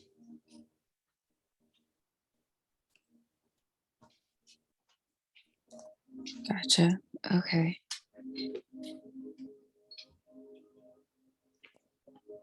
Was that a healthy answer for you? Yes, it was. Cool. So be anything, do everything. Brand. And brand. Brand first. Talk about who you are. Make fun of yourself. Talk about your experience. Some of my favorite content creators, they do the most random shit. And I love them for it because no one else does it. Okay. If you're feeling like you're doing too many things, make a list every day of 5 things you need to get done and do 2, 3 of them. Everything else is extra credit. You don't have a focus problem. You're not prioritizing problem is what's going on. Okay. Prioritize what's going to help you do what you want to do. Whenever I get lost in what I should post for content, I ask myself, what do I have going on? Am I trying to promote a class Am I trying to leave the state and travel? Is my goal to educate? Is my goal to help people? If it's not one of those 4 things, I'm not posting. Okay. And if I don't know what to post, I post one of those 4 things. And I have ADHD between 4 things, not 50. Okay. 4 things that are going to do what? Pay me. Yep. Help another person, educate another person, and connect with my audience. If it's not one of those 4 things, I'm not wasting your time. I'm not wasting my time.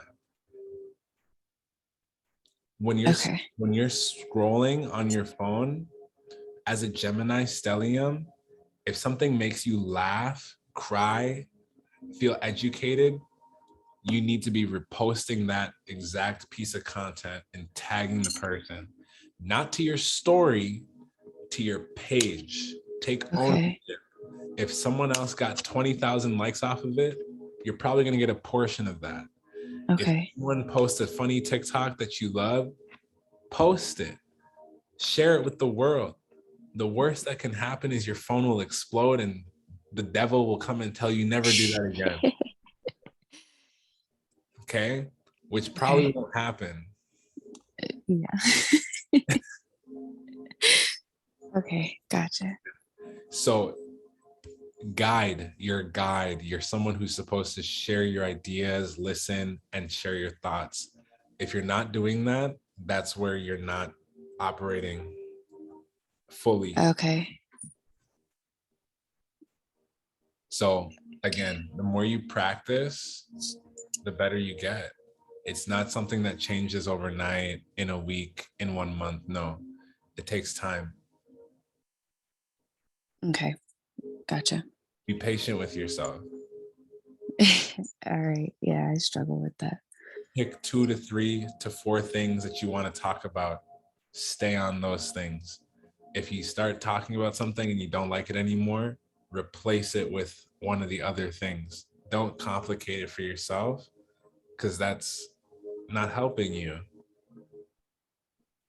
Okay. All right. Mental Sorry, health. I'm writing down literally everything you're saying. You're good. I appreciate you. Thank you.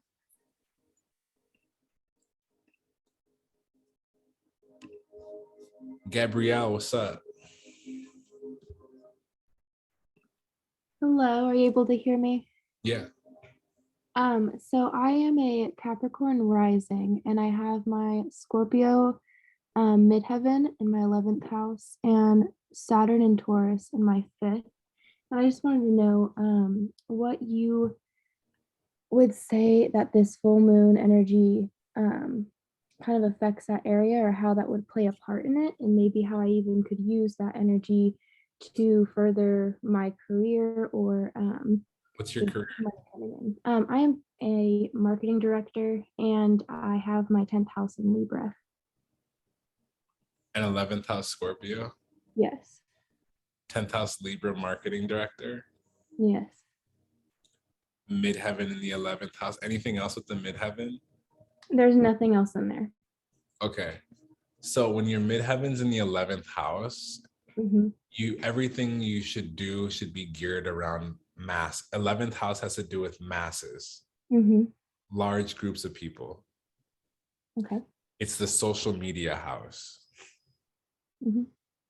When your midheaven is in there, everything you do should be, how do I reach majority of ears? Okay. When you have Libra 10th house, that is, how do I look good and make this look effortless? Okay. So that means that you need to rely on collaborating with other people. And if you're the manager, what you want to do is, you probably already do this, but you want to get closer with your team. Okay. Make them feel special. Buy them gifts. Give them rewards for good behavior. You really want, Scorpio is the best manager Okay. in astrologer, right next to Leo. Leo, Scorpio, 2 best managerial signs. Mm-hmm. Even if you have placements, this will help.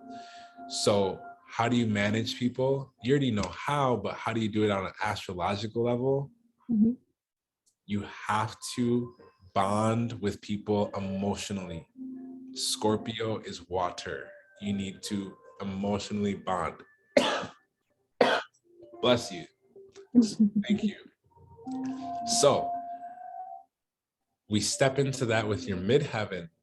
Your midheaven's also very spiritual, which means that people find you to be a leader in the occult, in the hidden, in the things that are unrevealed. Mm-hmm. People rely on you for that. So when the moon is crossing your 11th house, you need to ask yourself the connections that you have with other people. Mm-hmm.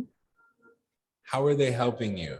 And how are they helping? How is your connection with other people helping them Mm-hmm. and their career? Are you preparing people to leave the company, or are you preparing them to stay? Do they want to stay? Do you want to stay? Because if you're not operating from that longevity, people are going to feel consumed by you and your energy. Okay. We don't want to do that unless people want that. Gotta be consensual with energy, because I don't want you working so hard at a job that you forget that you have a career that you want to pursue. Okay. I don't want you focused so much on their numbers that you forget your mental health or your employees' mental health. The best way for you to get results is to focus on what is actually happening inside of the mind. Okay. Reading books on psychology, on persuasion, take it to the next level. That's what this moon is going to help you do. Moon over midheaven. How's your intuition in your career? That's what that means. Intuition, moon. Midheaven, career. 10th house is also career, but because your midheaven's in the 11th, it has to do with masses. How is your career intuitively lining up with the masses? Are you picking up on cultural trends? And if you're not, who in your organization should you employ to do that for you or with you? Okay. You need to pick yourself or pick someone to do that, because that's going to change you into an employee or a manager, into the most valuable person in the company. Okay. If you can start to predict, marketing, we need to be texting people as a company. We need to be texting people last year. We need to be putting a budget towards this, because why? Other companies are doing it. And if we're behind, it's going to cost us more 5 years from now. Okay. Those are the conversations you need to be having. That If makes you're not already. What do you think? I think that makes a lot of sense, and that definitely is a little bit of an eye opener there. So I appreciate that a lot. Yeah. Be the innovator. Don't be the person who follows the rules. I also have one more question, if that's okay. Sure.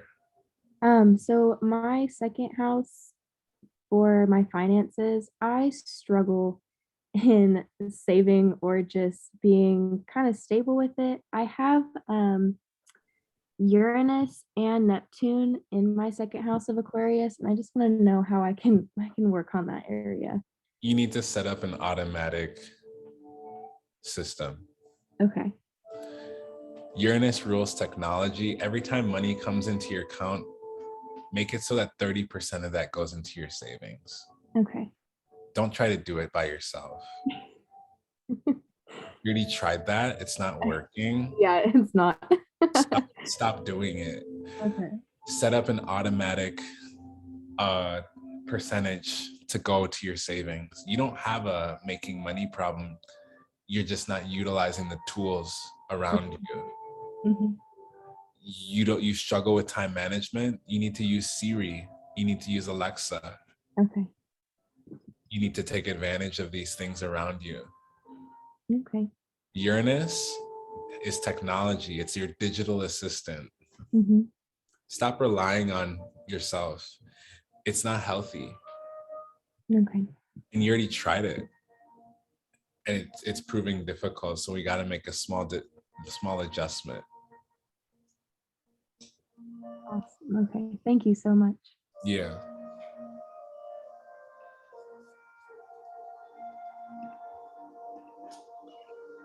Tutu, what's up? Hi. I just had a question. Well, obviously, sorry. My eighth house, I had seen one of your TikToks recently, and it says how to manifest this eclipse season with your eighth house. And then I was just looking for some insight. I don't have anything in my eighth house. So What how huh? What zodiac sign is there? In the eighth house? What's your rising sign? Oh, sorry, my rising sign is Libra, and then my north node is in Scorpio. So Gemini, 8th house.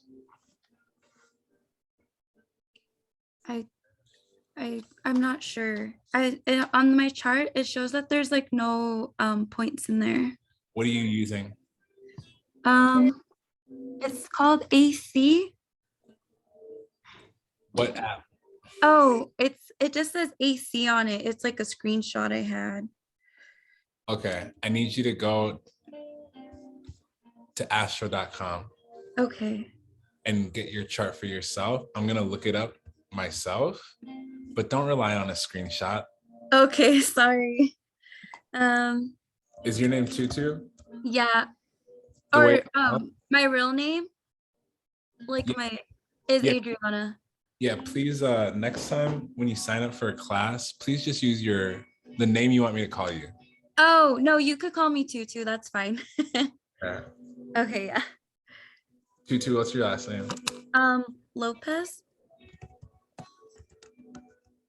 Date of birth? 03/27, 1995. Cool. Time? 1921. Location? Modesto, California. And your questions about how to use your 8th house to manifest this eclipse season? Yes, please. Okay. So you have 8th house Taurus.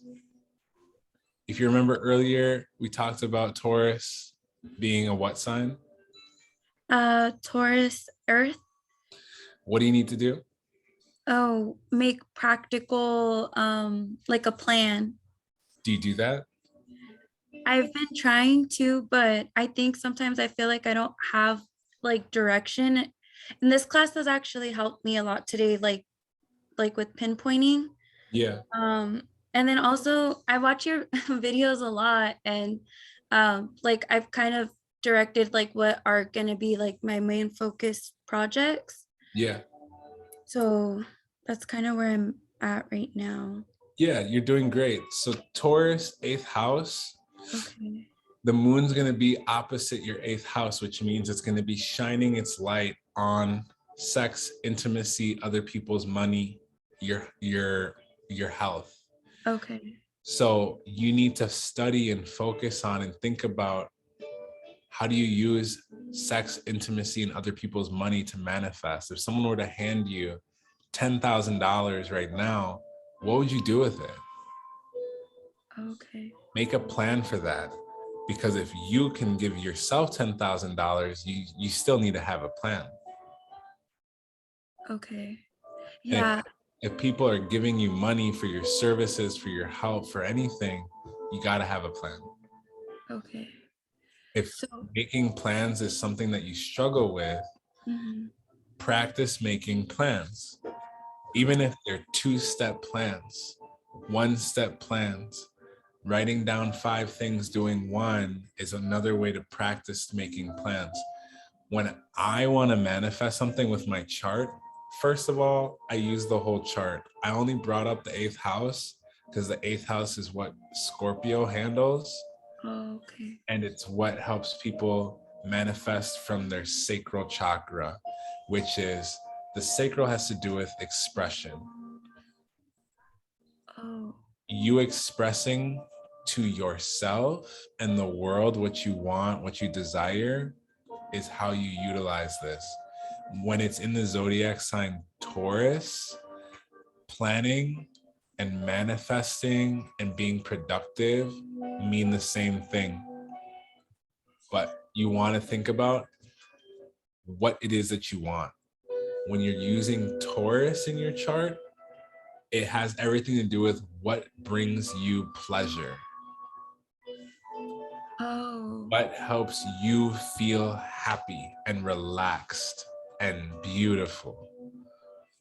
If it doesn't align with those things, if people don't align with those things, if the words that you're saying don't align with those things, that is what you want to remove.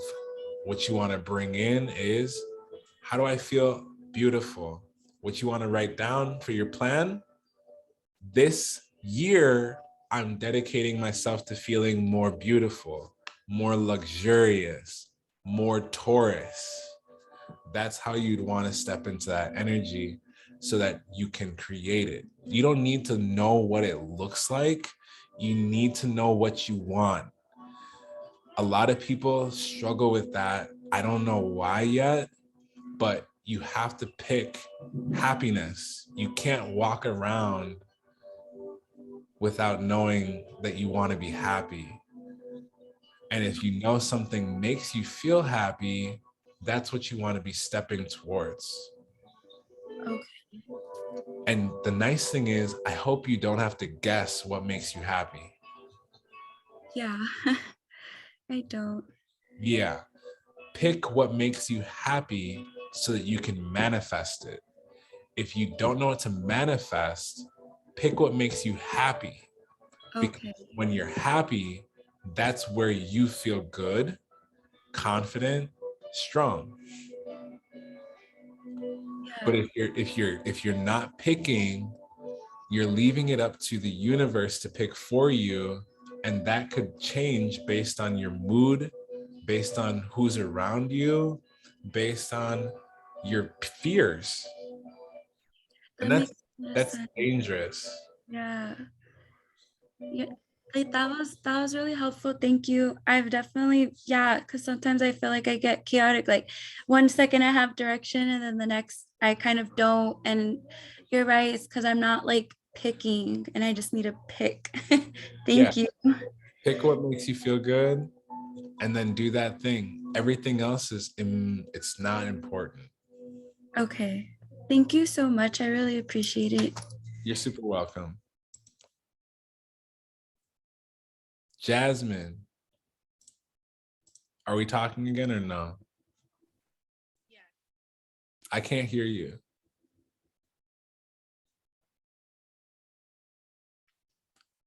I feel like you might be far from your mic or something.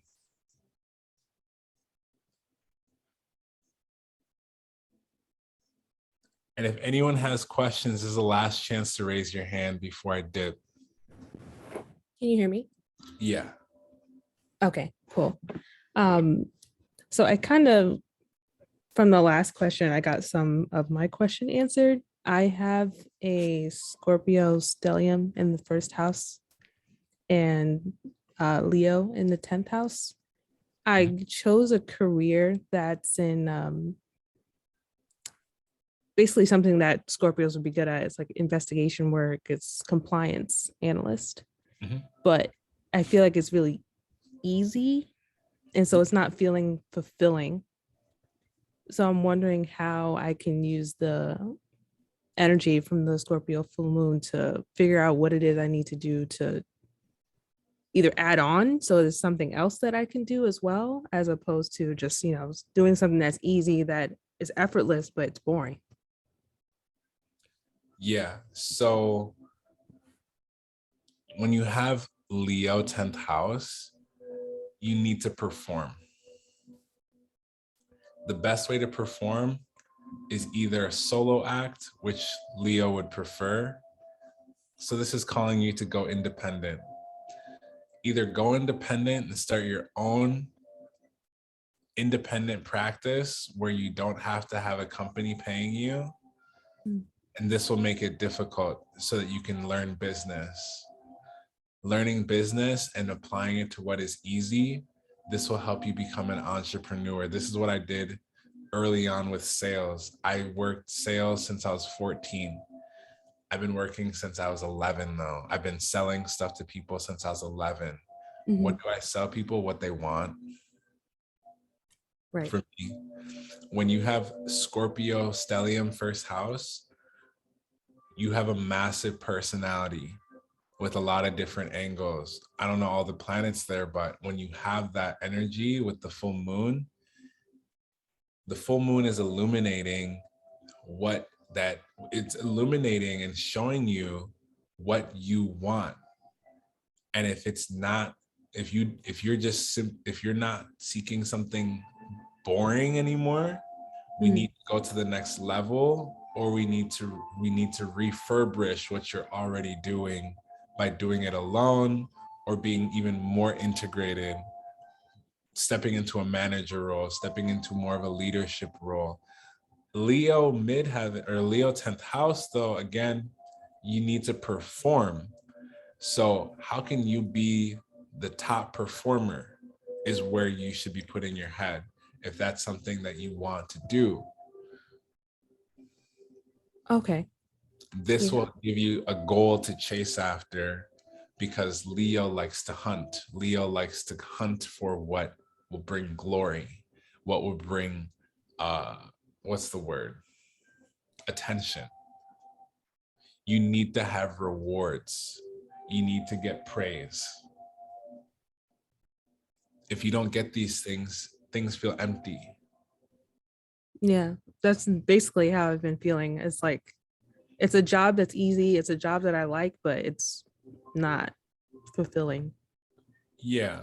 So we want to take a step in another direction, or continue the step in the same direction, but start climbing upwards. Don't just keep walking forward. Start, how do I climb the mountain now? How do I go up from here? Okay. Yeah. Thank you. Yep.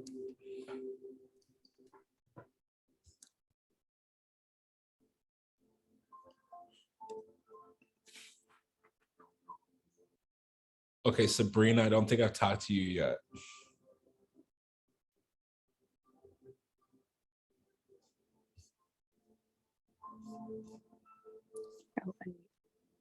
Hello. So before we go any further, did anyone have any questions about the coaching? I know some of you seriously want to make changes. Clearly, I'm able to help everyone here. I want to make sure that I communicate that again. If you're interested in getting coached on a serious level, you want to see some real changes, I can help you through astrology. I can also, again, show you step by step how to make changes in your business so you're getting hundreds of thousands of people into your list of people that want to work with you. Is anyone have any questions about that before I take this next question? I know we've been focused on all of you for a second here. I want to focus back on me for a second.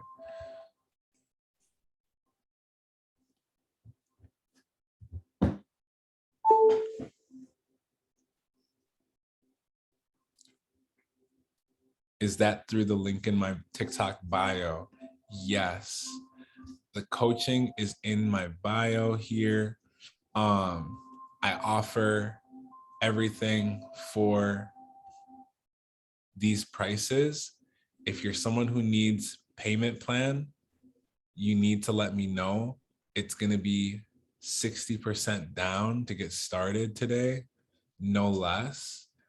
And then I can get you started today. We would start next week. First meeting, I read your chart. I look at everything. We start planning step by step how you need to be perceiving yourself and allowing others to see you. If you're still not making $2,000, $3,000, $6,000, $10,000, there's something that you're not doing correctly that I can help you with using astrology, using data analytics, and helping you get into what it is that you want to do. A lot of you have all the talent in the world. You just need someone to coach you through it and support you and be a cheerleader. That's what I'm here to do, is to cheerlead you, celebrate you when you win, and when you mess up, because that's what people do, help you make the choice that's going to bring you into alignment with what you want. So if you need a payment plan, drop your email. I'll get you in the payment plan. We'll start ASAP. Just shoot me a message, email me in the chat, and I will email you the payment plan and we can get started.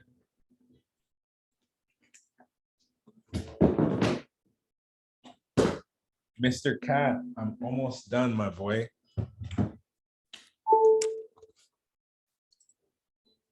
All right. Sabrina, what's up? Hi, can you hear me? Yeah. Okay. My question was, how can I use my natal chart to improve my communication and build relationships? So when we're looking at the natal chart, if you're thinking about communicating, the biggest thing we want to focus on is, are you sharing your ideas? Are you listening to people? Are you sharing your thoughts? If you're not doing those things, that's what we want to focus on, because that's going to be the air in your chart. Again, like I said a little earlier, I'm not expecting you to become the best communicator overnight. But if you're wanting to get better at communicating in relationships, it's going to take some study. It's going to take some practice. You're going to need to buy books. You're going to need to listen to podcasts. Why? Because you need to share your ideas and communicate and listen. That's how we grow. And you want to focus on emotional intelligence. There's a book I will recommend called Emotional Intelligence by Osho. Read this book, get it on audio, whatever it takes. Listen to it before you go to bed. Listen to it while you sleep. Listen the day. Listen to books and things that teach you how to communicate more effectively. It's not that you can't do it. It's not that it's hard. It's not that, you're not set up for success. It's that we need to learn more about it. And then we need to practice it. Study, practice. That's how you use your chart. Also, study people who have your chart placements, the same sun sign as you, moon sign as you. How do we do that again? What's your rising sign? I'm a Sag rising. Famous Sagittarius rising. Jodie Foster, Goldie Hawn, Angelica Houston, Jamie Lee Curtis, Bridget Barba, all these people, right? Yeah. Study these people. Study Sagittarius risings. What do they do? If they're mostly actors, artists, what kind of roles do they play often? That's what you want to analyze. Taylor Swift, or no, excuse me, she's a Sag sun. But study these people. How do they show up on camera? How do they show up in the world? All right. Just find someone that you resonate with, someone that you are familiar with, and then model yourself after them. Okay. I also have a Scorpio stellium in my 12th house. This gives you more reason to study people. When you have a Scorpio stellium, it precedes the rest of your chart.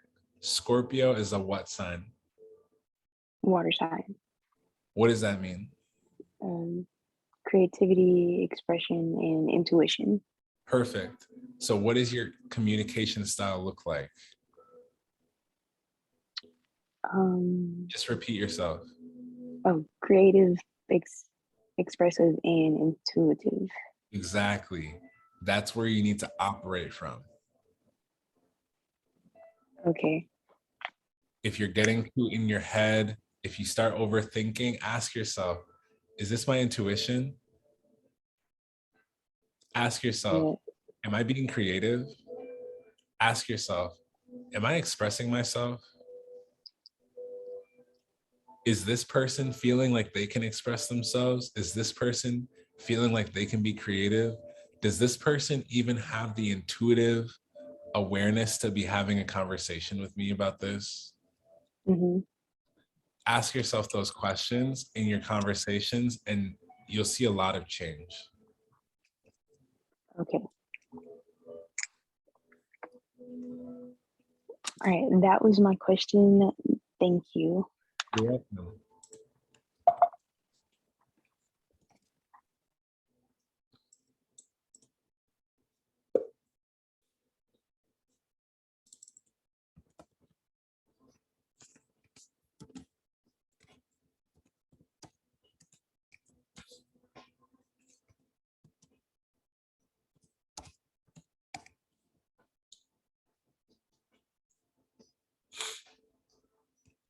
Just a second.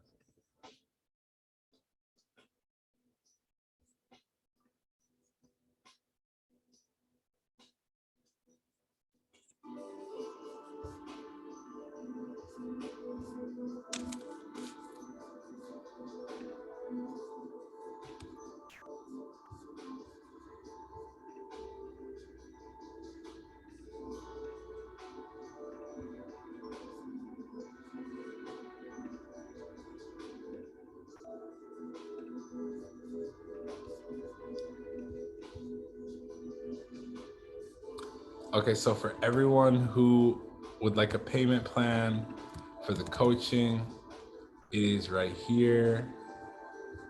Actually, no, just send it to the people that asked.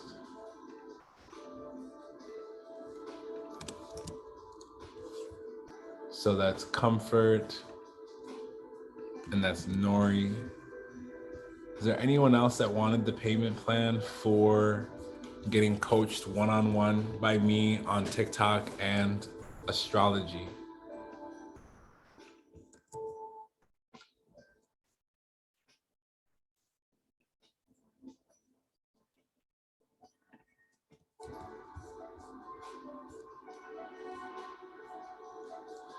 Also, don't forget to sign up for the next class. We're going to be talking more in detail on breath work. We're going to be talking about Gemini season, or excuse me, Gemini new moon, which is going to be so incredible for manifesting. It's going to be one of the most potent times to manifest using wishes. I'm going to be going over that content these next 2 weeks on how to make wishes. And I'm super excited.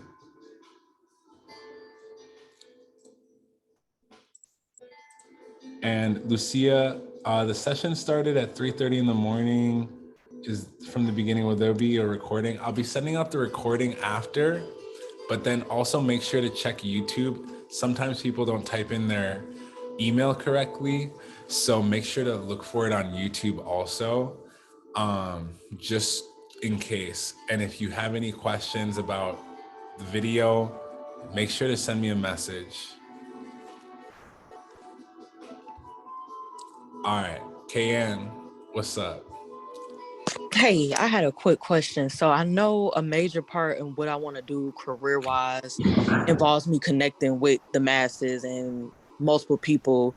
And I have a Saturn in Aries in the 11th house. And I know that can create, I guess, blockages and limitations with connecting with the masses. Also And freedom. then just a lot of people say that, Freedom. I don't know, I guess you don't see progress into this area until your Saturn return. I'm not sure if that's true, or that I guess someone with Saturn and Aries in the 11th house, they can have a hard time, I guess, being themselves or being like Aries energy in groups of people. So I'm just trying to, I guess, see how I could overcome that. Or Saturn brings freedom, but you have to lead. You have to lead. You have to lead. When you are in front of a lot of people, you have to lead. That's what you're struggling with. Your Saturn return is there to help you understand what you're still not understanding. Okay. But if you're not taking action on leading, that's the real problem. Okay. If you're not inspiring yourself and other people, that's the issue. If you're not encouraging people and yourself to go for your dreams, what you care about, what helps you feel powerful, that is what you want to address first. Okay. If you find yourself being too enthusiastic or not enthusiastic around certain times, that is what we want to focus on. Also, anytime you have Aries placements, you need to sweat. You need to take hikes. You need to walk. You need to, there's energy inside of you that can only come out physically. Having boundaries and restrictions about your physical health will correct many of your problems. If you don't have a gym membership or some type of physical space, that's what's going to help you, because Aries needs to blow off steam. And that's not by yelling at people or talking to people or doing things for people. No, it's by developing your body, developing your mind through your body. Okay. You got to have discipline. Saturn is discipline. Aries, energy. You got to discipline your energy. And if you're not doing deep spiritual work, like having an altar, praying to your guides, giving sacrifices, the alternative is to train your body. Okay. Okay, I do have an altar, so okay. I do both. I have an altar. I still train my body. Why? Because it calms my mind. So when I come to my altar, I'm not asking for things that I don't need. Right. I'm not asking for answers that have been given to me 20 times. I'm asking for wisdom. I'm asking for clarity when I go to my altar. But when you have Aries placements, period, don't forget what I said. Don't ignore it. You have to sweat. Sweat equity. It's a very serious thing in this reality that we live in. Sweating will help you correct many things mentally, spiritually, physically, all three. The more you have rules around your physical self and your body, the more you will find growth. Okay. Okay, I never looked at it like that. I always mainly focused on like 11th house, like Aquarius people, but I never looked at it like just as far as that with Aries. Yeah, you need to be in a group of people working out, a cycling class, a hiking group. You need to be on a team of some sort where you can win. You need that. You need that to feel something. You're very competitive, but if you're not using that, you're going to feel like you're in competition with friends and family, or they feel like they're in competition with you. Okay. Use the energy correctly. Okay. Okay. That makes a lot of sense. Thank you.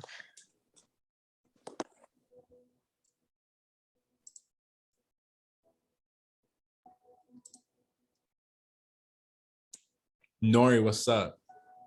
Hi, just really quick. How is this Jupiter in Aries gonna like affect those of us who don't have any planets in 8th house or in Aries?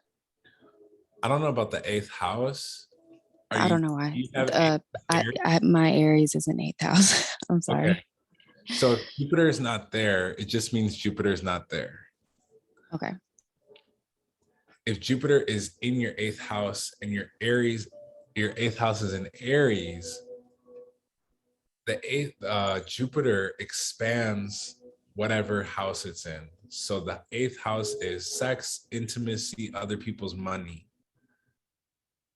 which means that you have an opportunity to increase or grow in those areas, whether that's mentally through wisdom or physically through people or with self.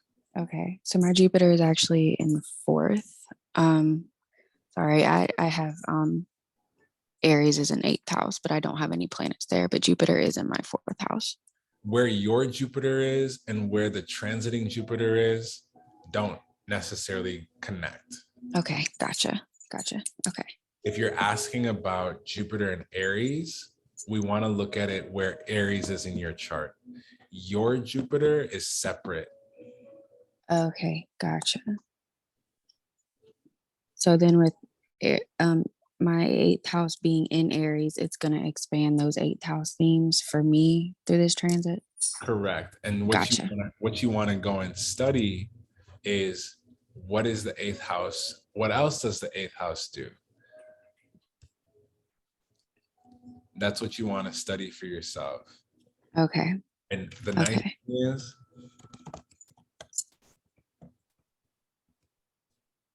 what do the houses mean in astrology? Very, very convenient, right? We can just search it. Okay, perfect. What's the 8th house? Renewal is going to be a theme. Sex, death, rebirth, transformation, deeply felt peak experiences, depth interactions with others, growth, change. These are all things that you want to go through in this next month and a half. You want to touch on all of those areas and ask yourself, how can I grow? How can I get better? How can I learn more? How can I do better?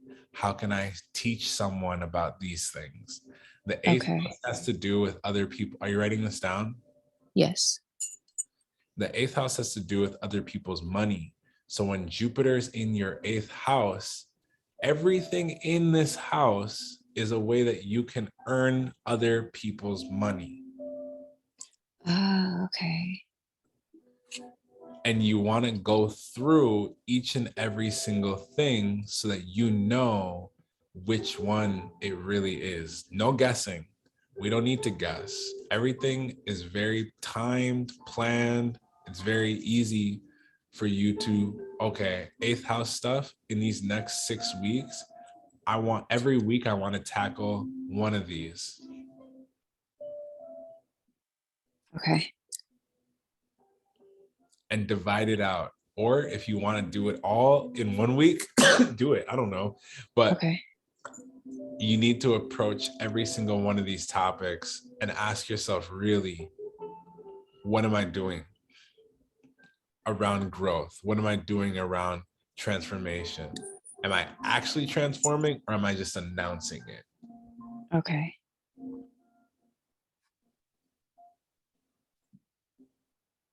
Okay, gotcha. Thank you so much. Yeah.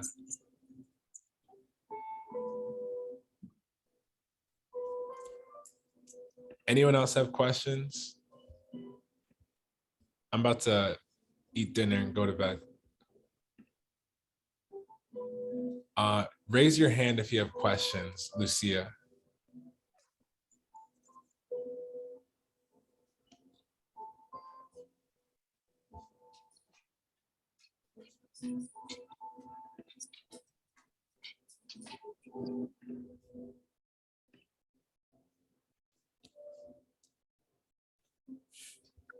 Hello? Hello. Yes, I'm sorry. My phone was just off. And I was wondering, you said that we can post based on Venus. Yeah. I want to correct myself too, real quick. You can post based on anything in your chart. Oh. You can post based on anything in your chart because everything in your chart is important. There's not a single zodiac sign. There's not a single house. There's not a single planet that's not important. All of them are important together. When you're using Venus to post, you're using Venus to attract. Venus is the planet of attraction. So when you have Leo Venus is a fire sign. Are you writing this down? Yeah.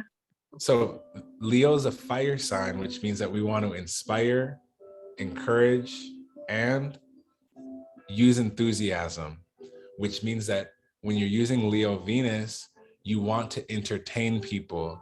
You want to give them art. You want to give them stories. You need to share these things with yourself. Otherwise, people won't feel you. They won't be attracted to you. You see, I have Leo Venus. I am a Sagittarius moon, and I have Jupiter in Scorpio and North Node Scorpio. So basically, I thought I was too, how do you say, I should be more serious. But No. actually, I'm doing it okay, isn't it? Yeah. You should be serious, but have fun too. Uh-huh. The thing is, don't trap yourself in what you think you should be posting. Okay. Post and let people tell you what they like. Uh-huh. If one post goes viral and then you keep posting everything else, stop posting the stuff that didn't go viral. When things don't go viral, it means it's not good. Uh-huh. Okay. Okay. When posts don't go viral, it means it's not good. If people come into your comment section and say, oh my God, your content's so underrated. If people start saying, how is this not viral? Then you should do that content again. But if you're not getting that or hearing that, stop deleting videos, stop making content that's not doing well, make content that other people do that it's viral. When you're making content as a Leo Venus, you care about three things: attention, recognition, and being authority. So when you're making videos, if it's not funny, if it's not helpful, if it doesn't encourage people, if it doesn't help people forget what they're going through, don't post it. All right. If you're gonna thirst trap, but make sure you feel good so that people can feel good from you feeling good about yourself. All right. Thank you. I understand. Okay, awesome. I really appreciate all of you. It's 1 o'clock in the morning. I'm gonna go to bed. Thank you all. I sent you all some emails and stuff. Don't forget to go to the link in my bio. You can shoot me a tip over there. You can shoot me a tip. I do have my Gemini new moon class coming up. We're going to be talking about how to sell and how to market. I want to teach you exactly the words I use, exactly the things I say to sell and market my business and how to do it for yours based on your chart. It's going to be live. It's going to be recorded also. And then after that, we have a Sagittarius class. We're going to be talking about how to promote and get clients around the world. Okay. I don't know if you noticed, but in this class, I had clients from around the world. I want to show you how to do that for yourself. All right. In that class, in the Sagittarius full moon class, we're going to be talking about astrocartography. Also, I want to help you learn where the best place for you to live or work or find love will be. All right. Now, if you're looking to gain followers on TikTok, make sure to look at the TikTok growth course. It's $97 a month. All right. Next, if you're looking for a custom recorded message, you just need me to give you some details on your chart, go ahead and click on custom recorded message. If you'd like a mini personalized reading, that is here for you also. Please also feel free to check out my music. It's on Apple Music, Spotify, it's on Tidal, it's on all platforms where you can go and listen to my music. It is about astrology. It's about people that I've dated with different zodiac signs and how I feel about them. This is where you can tip. For those of you who need to be coached, there is a payment plan if you need it. It's a little bit more expensive with the payment plan, but if you can afford to just pay the whole thing outright, we can get started. I want to show you exactly how, just last week and this week, I got 16,000 followers, 11,000 followers, 10,000 followers, back to back to back. And then I took 2-3 days off. What did I do again? 5,000 followers, 23,000 followers, 3,000 followers. This is stuff that I can show you how to do for yourself if you want it. What will this do for you? It'll help brands reach out to you. It'll help people around the world connect with you. It'll help you be seen for what it is that you want to be seen for. All right.